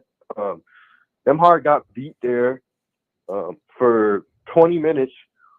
They looked like a shell of themselves, and were under the same class that San Diego State put on Bama. I mean, they held Bama to 3 for 27 from 3, and Creighton throughout that run, they had showed shot making probably closest to their ceiling in every single game. I mean, their shot making was relatively consistent. And then you go through the first 20 minutes of that game, and it looks relatively the same. I think they shot over 50% from the field through that first half. And then you go through the second half, and it's like San Diego State puts it on them. Like, delivers probably the ball pressure didn't even feel too different. It just disrupted Creighton more than it had through the first 20 minutes. And so they're missing the open looks they do get. The other looks, they have no alternative. I know a couple of these dudes said, like, you can't pass up a good shot for a great shot against them because you may not get it. You probably won't get the great shot. It's not like playing other teams. So San Diego State really, that was a top 2 defensive team I think they played, and they looked apart in that second half.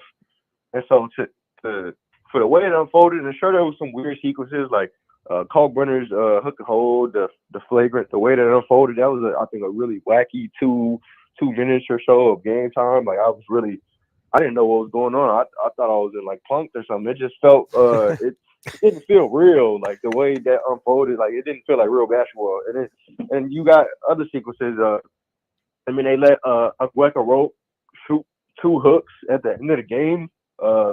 I can't even believe those went in. He cares about offense about as much as you and I care about going to the moon, right? Like, it was amazing. Yeah, no. Shout out Agueka though. Oh, that's my guy. Like deep down, like. And Joel, if you're going in an alley and you got to win a game or you got to figure out a way to come out a survivor, take that guy with you. He's going to figure out a way to have it come out advantageous for him. My man is nothing but a fighter. He's a real one. Yeah, no. He had the snapshot of the day, the dive on the table next to Ba and John Bishop. I mean, that dude was playing his butt off, and to be in the game in those final minutes, hit those 2 hooks. Oh, I was watching the game with Andrew on Friday, and I was kind of filling him in all week about San Diego State and kind of how they play and a rope in particular. And I said, listen, you're going to watch him and you're going to be like, how in the world is this dude out here? Right. And in that game, he fouled out with no points. I think he had 1 or 2 shot attempts. Yep. And he played 20 some minutes. And I'm like, that's just who he is. Like he's going to do what's asked of him to give him. And his celebration, Joel, was like the essence of who he is. Just thankful. Yeah. No, and it paid off for him in that game. I mean, this was some of the stuff that slipped through the cracks that Creighton really changed Creighton's fate. Like I think Jaden Ladie, a couple old boards he had, like the old board count in the end didn't really look so drastic, but the ones that San Diego State got, I think, no question. There was about a 4-minute stretch in the midway through the second, from about 16 minutes till 12 minutes, where I felt like Creighton could have blown that thing open, and San Diego State got every offensive rebound. Oh yeah, I think with 12 minutes left, they were up maybe 7. And San Diego State and Art mentioned this in the post game when I was talking to him. Like he said, it changed right there when San Diego State got like back-to-back boards and then kicked out to Lamont Butler for the 3. Yeah. And like that, he said that shot hurt. I mean, he had been dealing with that, and specifically him too. Like he had dealt with a lot of that. Ladie was kind of muscling around on the boards in the first half. To end that first half, got a couple and one. I mean, he was showing off the touch. Like there was just stuff that slipped through the cracks all game that kind of built up. And so then when these teams both went through a drought, San Diego State started to peek its head out because of these second chances. I mean, the second chances, when you look at second points, the gap is there. Yeah.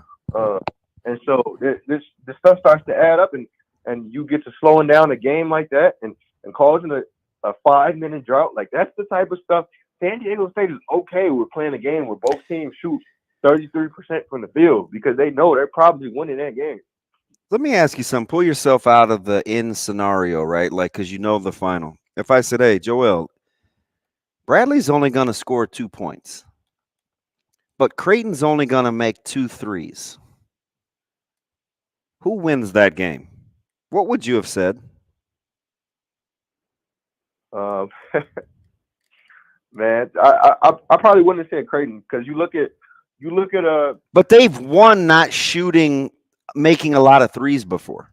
Yes, you're right, but they've also dropped a lot of those games. I think back to Texas. I remember what was the line in Texas? They went 2 for 15 from 3. That was like the first sign of like, oh. And if they don't get selfish down the stretch with about 4 minutes to go, they probably win that game though, right? Like, yeah, but I think of the history of teams that San Diego State's played and when you know a team, because really Creighton got by on shot making in this tournament because it was what they were good for. They got the players, they got the personnel. Yeah.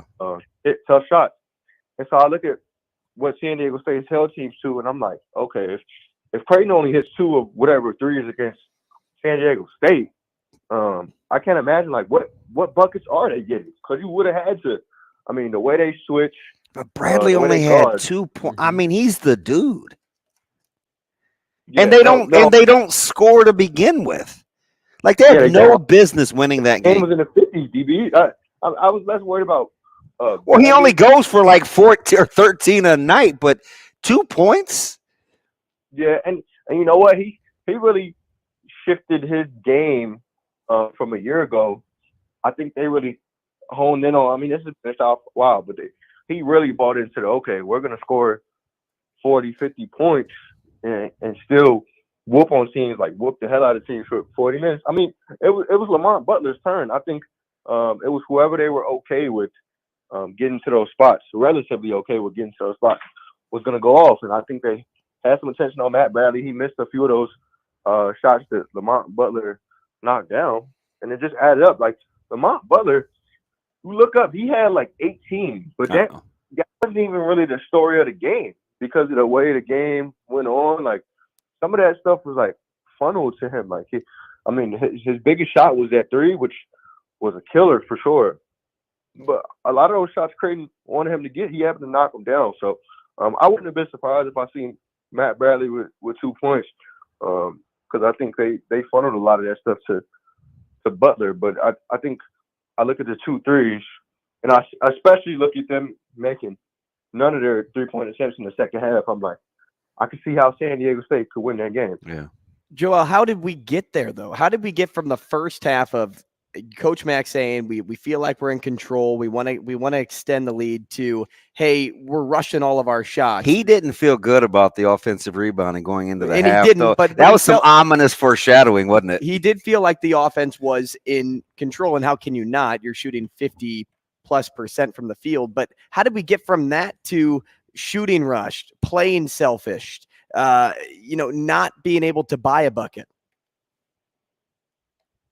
It's just what good defensive teams do. Didn't it seem like Creighton had more than 10 turnovers? They always seemed like they were scrambling in the second half. I was shocked to see that they only turned it over 10 times. And this is why I call San Diego State a top 2 defensive team. Like, I think Creighton managed to keep the ball as much as they could have, but all their actions were broken up. They couldn't run any offense really. The shots they're getting, they either worked super hard for, so they're probably tough to knock down at that point if you worked 30 seconds to get that shot, or the other shots they're taking are like there's no other way out. There's no alternative. You got to put something up because otherwise there is no light at the end of that tunnel, right? So I think San Diego State, like they put it on them, man. I mean that ball pressure. Trammell, I don't know how he does it. I think I might not have been looking at their huddle. They must have been slipping them 5-hour energies in between huddles. I mean, this dude, he's every inch of the floor he's picking up them hard, and he's giving them contact, and he never got tired. I mean, this dude was a hound. And he's only one of two guys that had to play 30 minutes, and it was just over 30. I think he got to 31. And Butler played 30, but they just kept coming at him in waves. I mean, 31 minutes of that. That's 30 minutes of hell, man. Yeah. Oh, yeah. This dude, for him to be his size, he's fake stocky, man. Like they make the all bad body build team. Almost every last one of them outside of Ladie and Mensa, like. They make the bad body team. He feel like Karl Malone back in the day, man. That dude is buff, dog. Okay, let me get you out of here on this. As I heard Andrew ask earlier to John Fanta and some of these guys about returning Creighton, who comes back? I think Kalk stays. Just a gut feel. Anybody you think is more apt to leave than not? Kaluma. Yeah, I'm with you there. Kaluma's out the door. I think that's probably the thing. Sometimes I think he's trying to enter the pros, and it's who's coming back. I think the staff likes their chance that far. They like to do it with Baylor, probably more than they did earlier. And Trey. And Trey, I'm not sure where he's standing with Trey.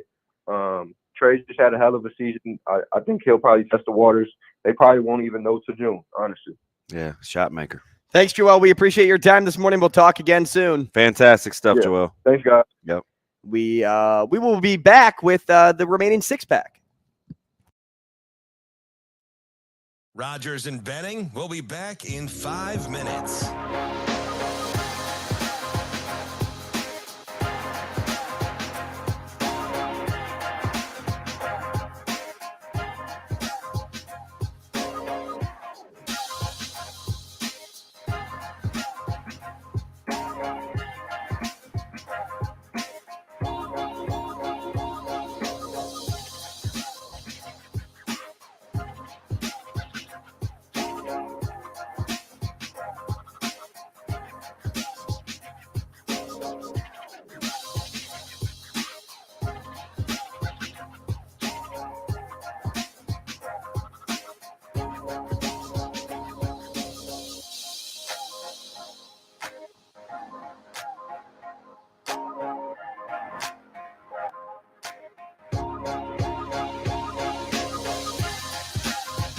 Rogers and Benning will be back in 4 minutes.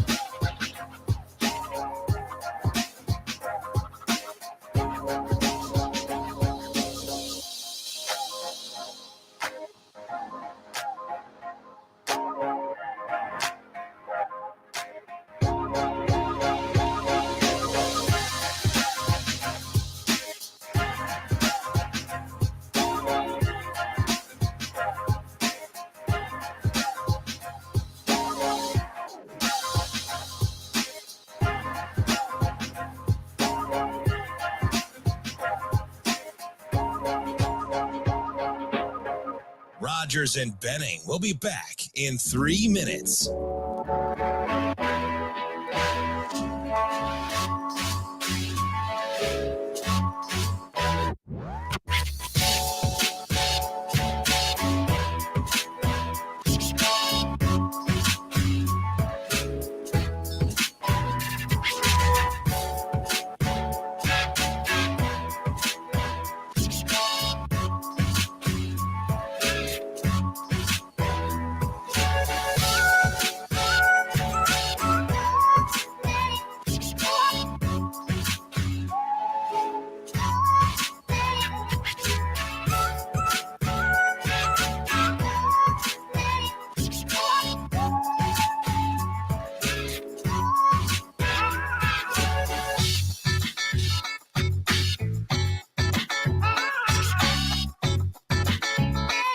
Rogers and Benning will be back in 2 minutes.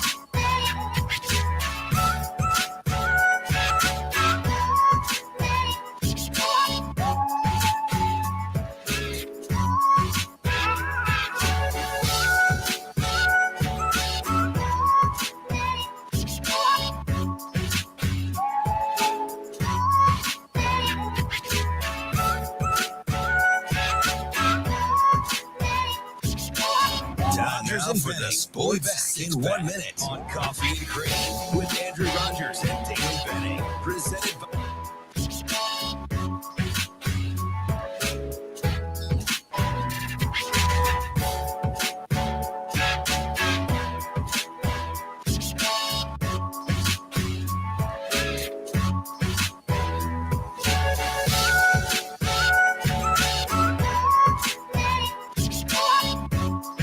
Rogers and Benning will be back in 30 seconds.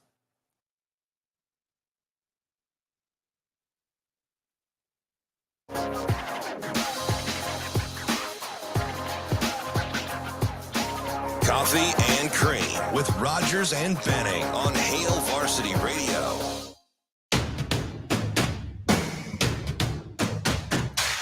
And we are back, Coffee and Cream in the morning on Hail Varsity Radio, powered by Currency. He's Damon Benning. I'm Andrew Rogers. We are live from the H&H Chevrolet stage at Hail Varsity Club. Still a lot to get to on the show, and before we do any of that, we have to put our show in reverse.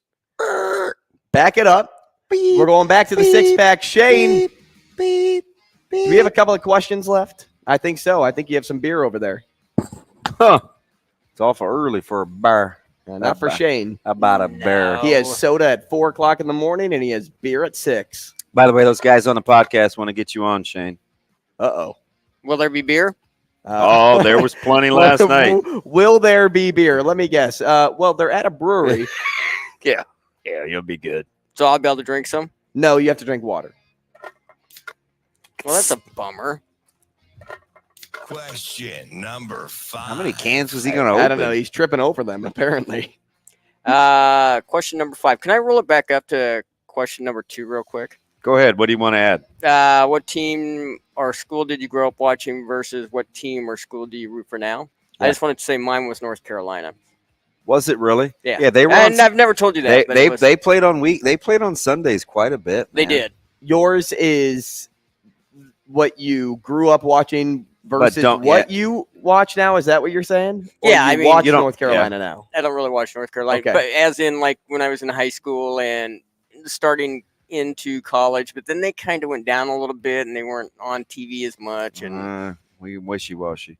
well, I mean, How about Puff and Love in the old portal? I'm telling you. Hey, love, truth, and apple juice. See ya. Yeah, I'm sure you felt that way, and I'm not going to ask you anymore. I'm one of those guys, man. Like, I know that they caught lightning in a bottle last year. I was on record. I wasn't sandbagging. I just didn't like this team. And I certainly don't like the chemistry. So start over. I think Caleb Love, as John Fanta said, will be a nice waiver for any team. Yeah. Well, how about Severe Wheeler? Also, I mean, that's throw why him into the that's why conversation. college basketball is nuts. You're going to get 2 experienced blue blood guards that have played in big games on the open market. It's tough. all right, question number Hope they end 5. up at like North Texas. Both of them playing together. They're 16 next year. Juggernaut. Question Neither number one can shoot, so it'll be hectic. I want to drink here. All right, man. Question Can number you believe? He's just doing that. Question Hey, number she's sorry. question Have number you taken your question number 5. Take it or leave it. Xavier Betts will be top 3 in receiving this year for the Huskers. I'm not going to answer you because you said Xavier. Xavier. Well, I would have said it right if I could have done it like 3 minutes ago. It's Xavier. With a Z. With a Z. Okay, what was the question again, Numbnuts? We'll be top 3 in receiving this year for the Huskers. Take it or leave it. Oh, gosh. Top 3 in receiving. Top 3. Does this for only receivers? Yeah, I was just going to say, does it include tight ends or just receivers? Let's say only receivers, because if it's tight ends too, I bet we both leave it. So I'm going to say just receivers. He's really the only one that looks like him. He's 6'2", he's long, he's fat. I mean, Kemp looks like Hartzog. Yes. He's little. Small. I stood next to Kemp when we were at practice on Thursday, and I didn't tell him this, but I was looking down at him, and I'm like, I'm not that tall. No. Marcus is getting it going. Top 3? So answer this before Lord have mercy. before we even go any further with your answer. Is he going to be a starter day 1? Depends. How many consecutive practices is he in? Right. Right. So that's the thing. If all goes according to plan, like that's the wish, right?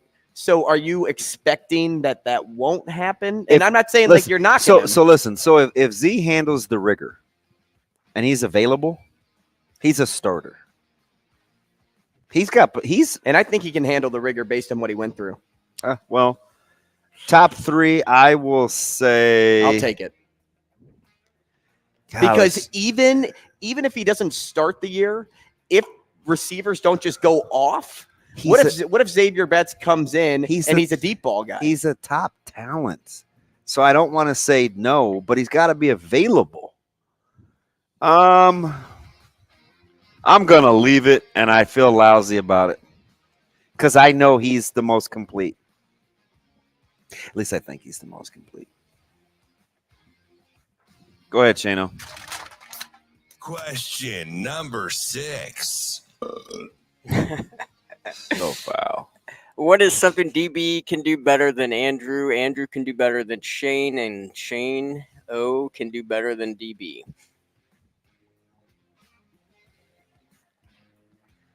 What can I do better than Shane? I bet I can cook better than Shane. I know one thing you can do better than me.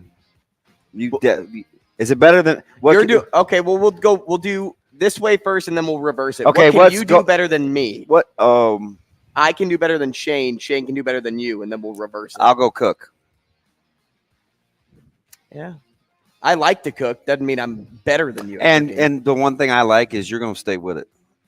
Yeah, I'll try to. Yeah, you'll try it, right? Like competitive. I like that. I'll put the apron on. Yeah, because I was going to say cook to Shane. That's an easy one. And listen, I've thrown away 4 racks of ribs. I was bad. What can I do better than Shane? I mean, like in the like. I don't know. Grab food off the top shelf.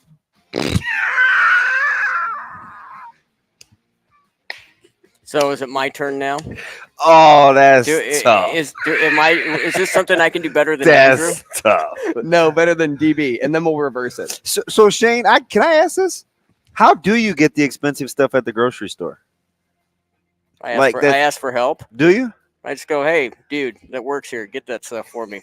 hey, dude, fill my cart. So I'm 5 foot tall. Get that stuff for me. I bought some deodorant the other day.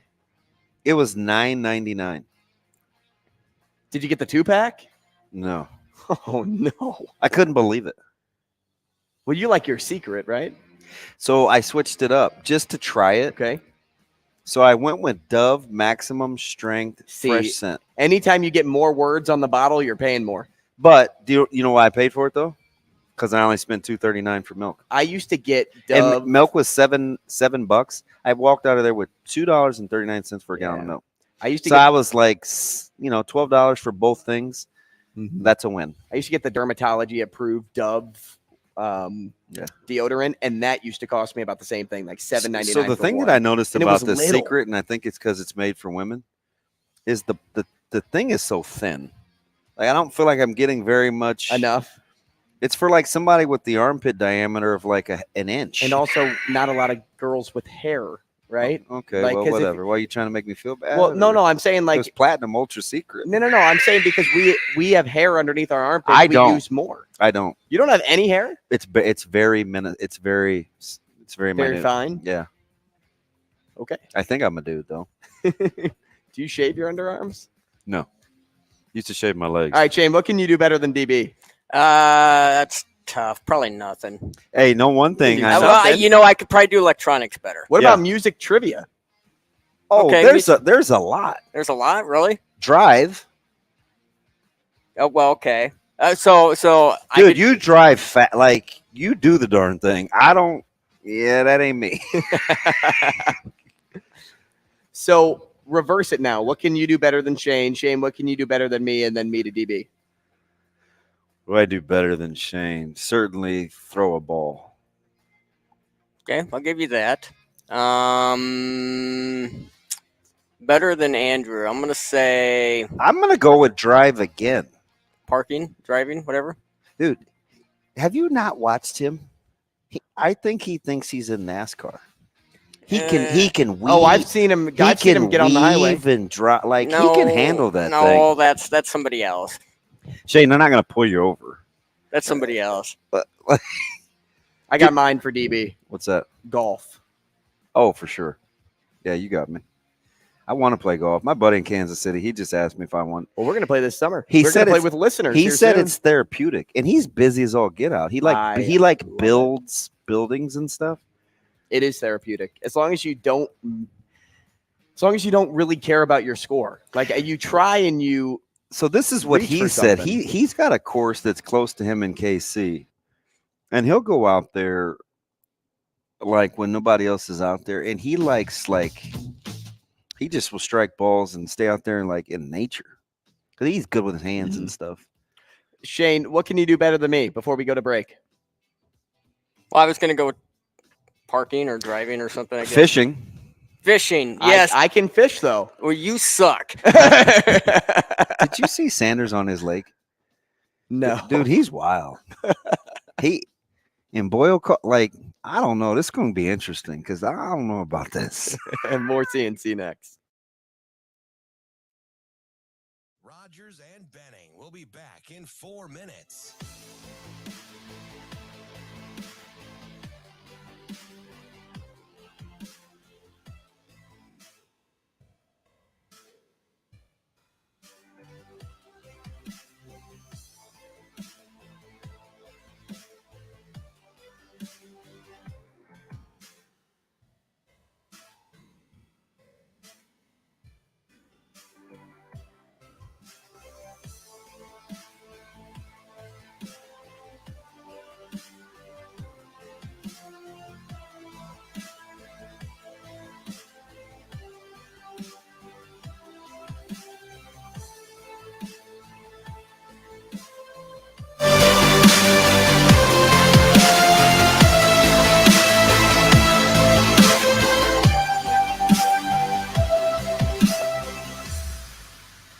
Rogers and Benning will be back in 3 minutes.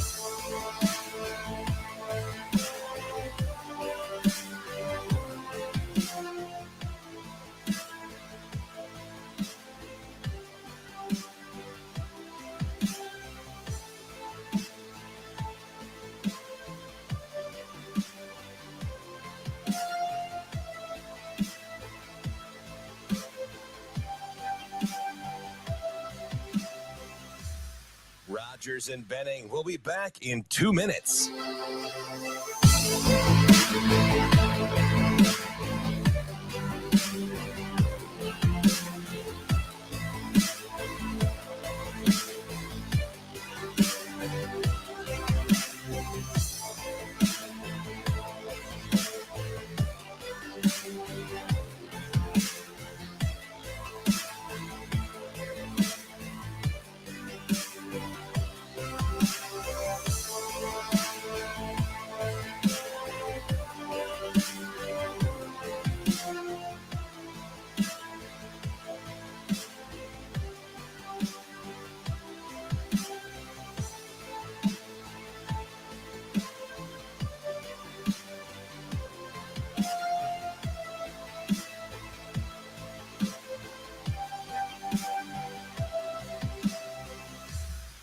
Rogers and Benning. We'll be back in 1 minute.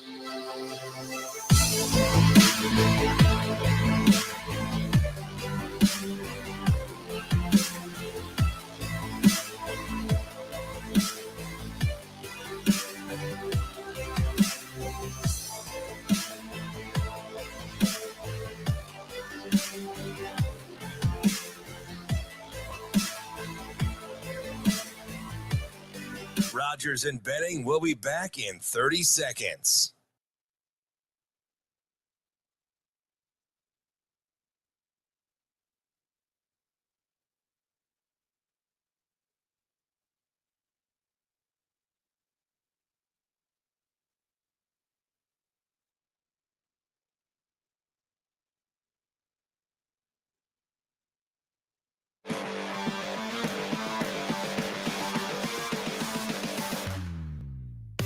Coffee and Cream with Rogers and Benning on Hail Varsity Radio. Headed down the stretch here. Welcome back. Coffee and Cream in the morning on Hail Varsity Radio, powered by Currency. Remember, after practice today, I believe right around 10:10 was the email that we got. Coach Rule and players will speak to the media again regarding practice today and this week and what's to come. So if you're looking out for that, I believe you can find that on Hail Varsity's YouTube page. So go to that page whenever those conclude, and you can listen to all the sound bites and follow along with some of your favorite writers. And follow us on Twitter as well, at Damon Benning for DB. I'm at Andrew Rogers TV. As we continue to talk about Nebraska football, DB, I had some questions just arise in my head last night, and I go, Why? Well, just reading a lot of what recruits are saying and hitting up some of our favorite writers. Like I think Mike Schaefer, who we have every Friday, does a phenomenal job with recruiting profiles. He's pretty fantastic. Brady Oltmans, who we had yesterday with Hail Varsity, does a fantastic job. And if you need a subscription to Hail Varsity, use that promo code DB or AR to get some money off of your subscription.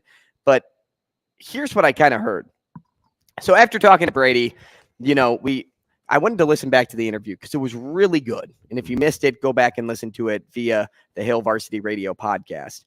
But it's how special the fan base is here in the state and how contagious the smiles and cheers were to the recruits visiting. Mm-hmm. That was first thing I took away. The second was establishing a family atmosphere by keeping it cool over concise in regards to the coming and going of recruits over the weekend. So that was in reference to what you were kind of saying about the itinerary, just kind of keeping it chill, not so by the book. And then the last, if it's good enough for Dylan Raiola, it's good enough for me type of argument for any recruit coming to Nebraska. Once the trip is booked, the experience can be sold by this coaching staff. So I took all those three things away. And then I chose to dig into some of the things that recruits were saying. I heard Coach Rule was like a player. He was right there and active in drills. He was on the field in there with them. He was energetic. That's what I took away too on Thursday too. But I didn't take it away until I heard a recruit say it. Mm-hmm. You know how you can see things, but you don't process it until somebody else says it? Yeah. That was one of those moments for me. And I thought that embodied Coach Rule perfectly because he is always in there. Mm-hmm. As much as he is shaking hands and kissing babies on the sidelines with recruits, he's right in there with his guys. Every drill, no matter what group. And then the last part I took away was... that's why he wears shorts every day, right? In case he can get in with it. Drill. Even if he's in a snow hat, you're going to see him in shorts because I think he just feels more athletic that way. I'm dead serious. I did not know that. That's a fun fact. Yeah. He'll wear shorts. I'm not going to say every day because that doesn't leave me an out. He'll be in shorts 98% of the time. Unless it's game day pants. You watch. That day it was freezing out there and he had all those guys out there. My man was in shorts and a snow hat. So if you go back and watch Coach Rule tape, he's wearing shorts, every game? Just not on game days. Just practice. Yeah, in practice.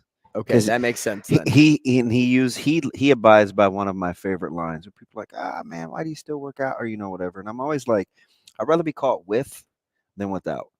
I think when he wears shorts because he'd rather be caught with than without. If he has to hop in a drill and get his tail kicked, he's gonna hop in a drill, and he's gonna do it in shorts. Yeah, he ain't gonna be in. He's gonna give himself the best chance to pull it off. And then the second thing I took away was, Elijah Newby said, "We spoke where I would play. They see me at the position they call the will spot." But I didn't take away where he's going to be playing. His people were fantastic, by the way. Oh yeah, good people. Introduced themselves, kind of chopped it up, kind of stood in the corner. Good people. Well, so he said we spoke about where I would play, and then I was texting Caleb a little bit yesterday. My Caleb, your Caleb, yeah. And I asked him. I said, "Hey, how your recruiting visit go this weekend?" And something that he had said was, they told me where I was going to play. They had a vision for where they saw him in the program. Oh, yeah. And so once I hear one recruit say it, I'm like, huh. When I hear two recruits say it, I say, huh. You put some emphasis on that. This is what the coaching staff has in mind. They already see a future with these guys, and that's more than any recruit can ask for. Do you remember when I told you do you remember the number one thing I was floored with after they had the impromptu junior day where they got the best of the best in the state to come down after 5 days on the job? My man had comps for everybody. And I told you, that was my takeaway driving home.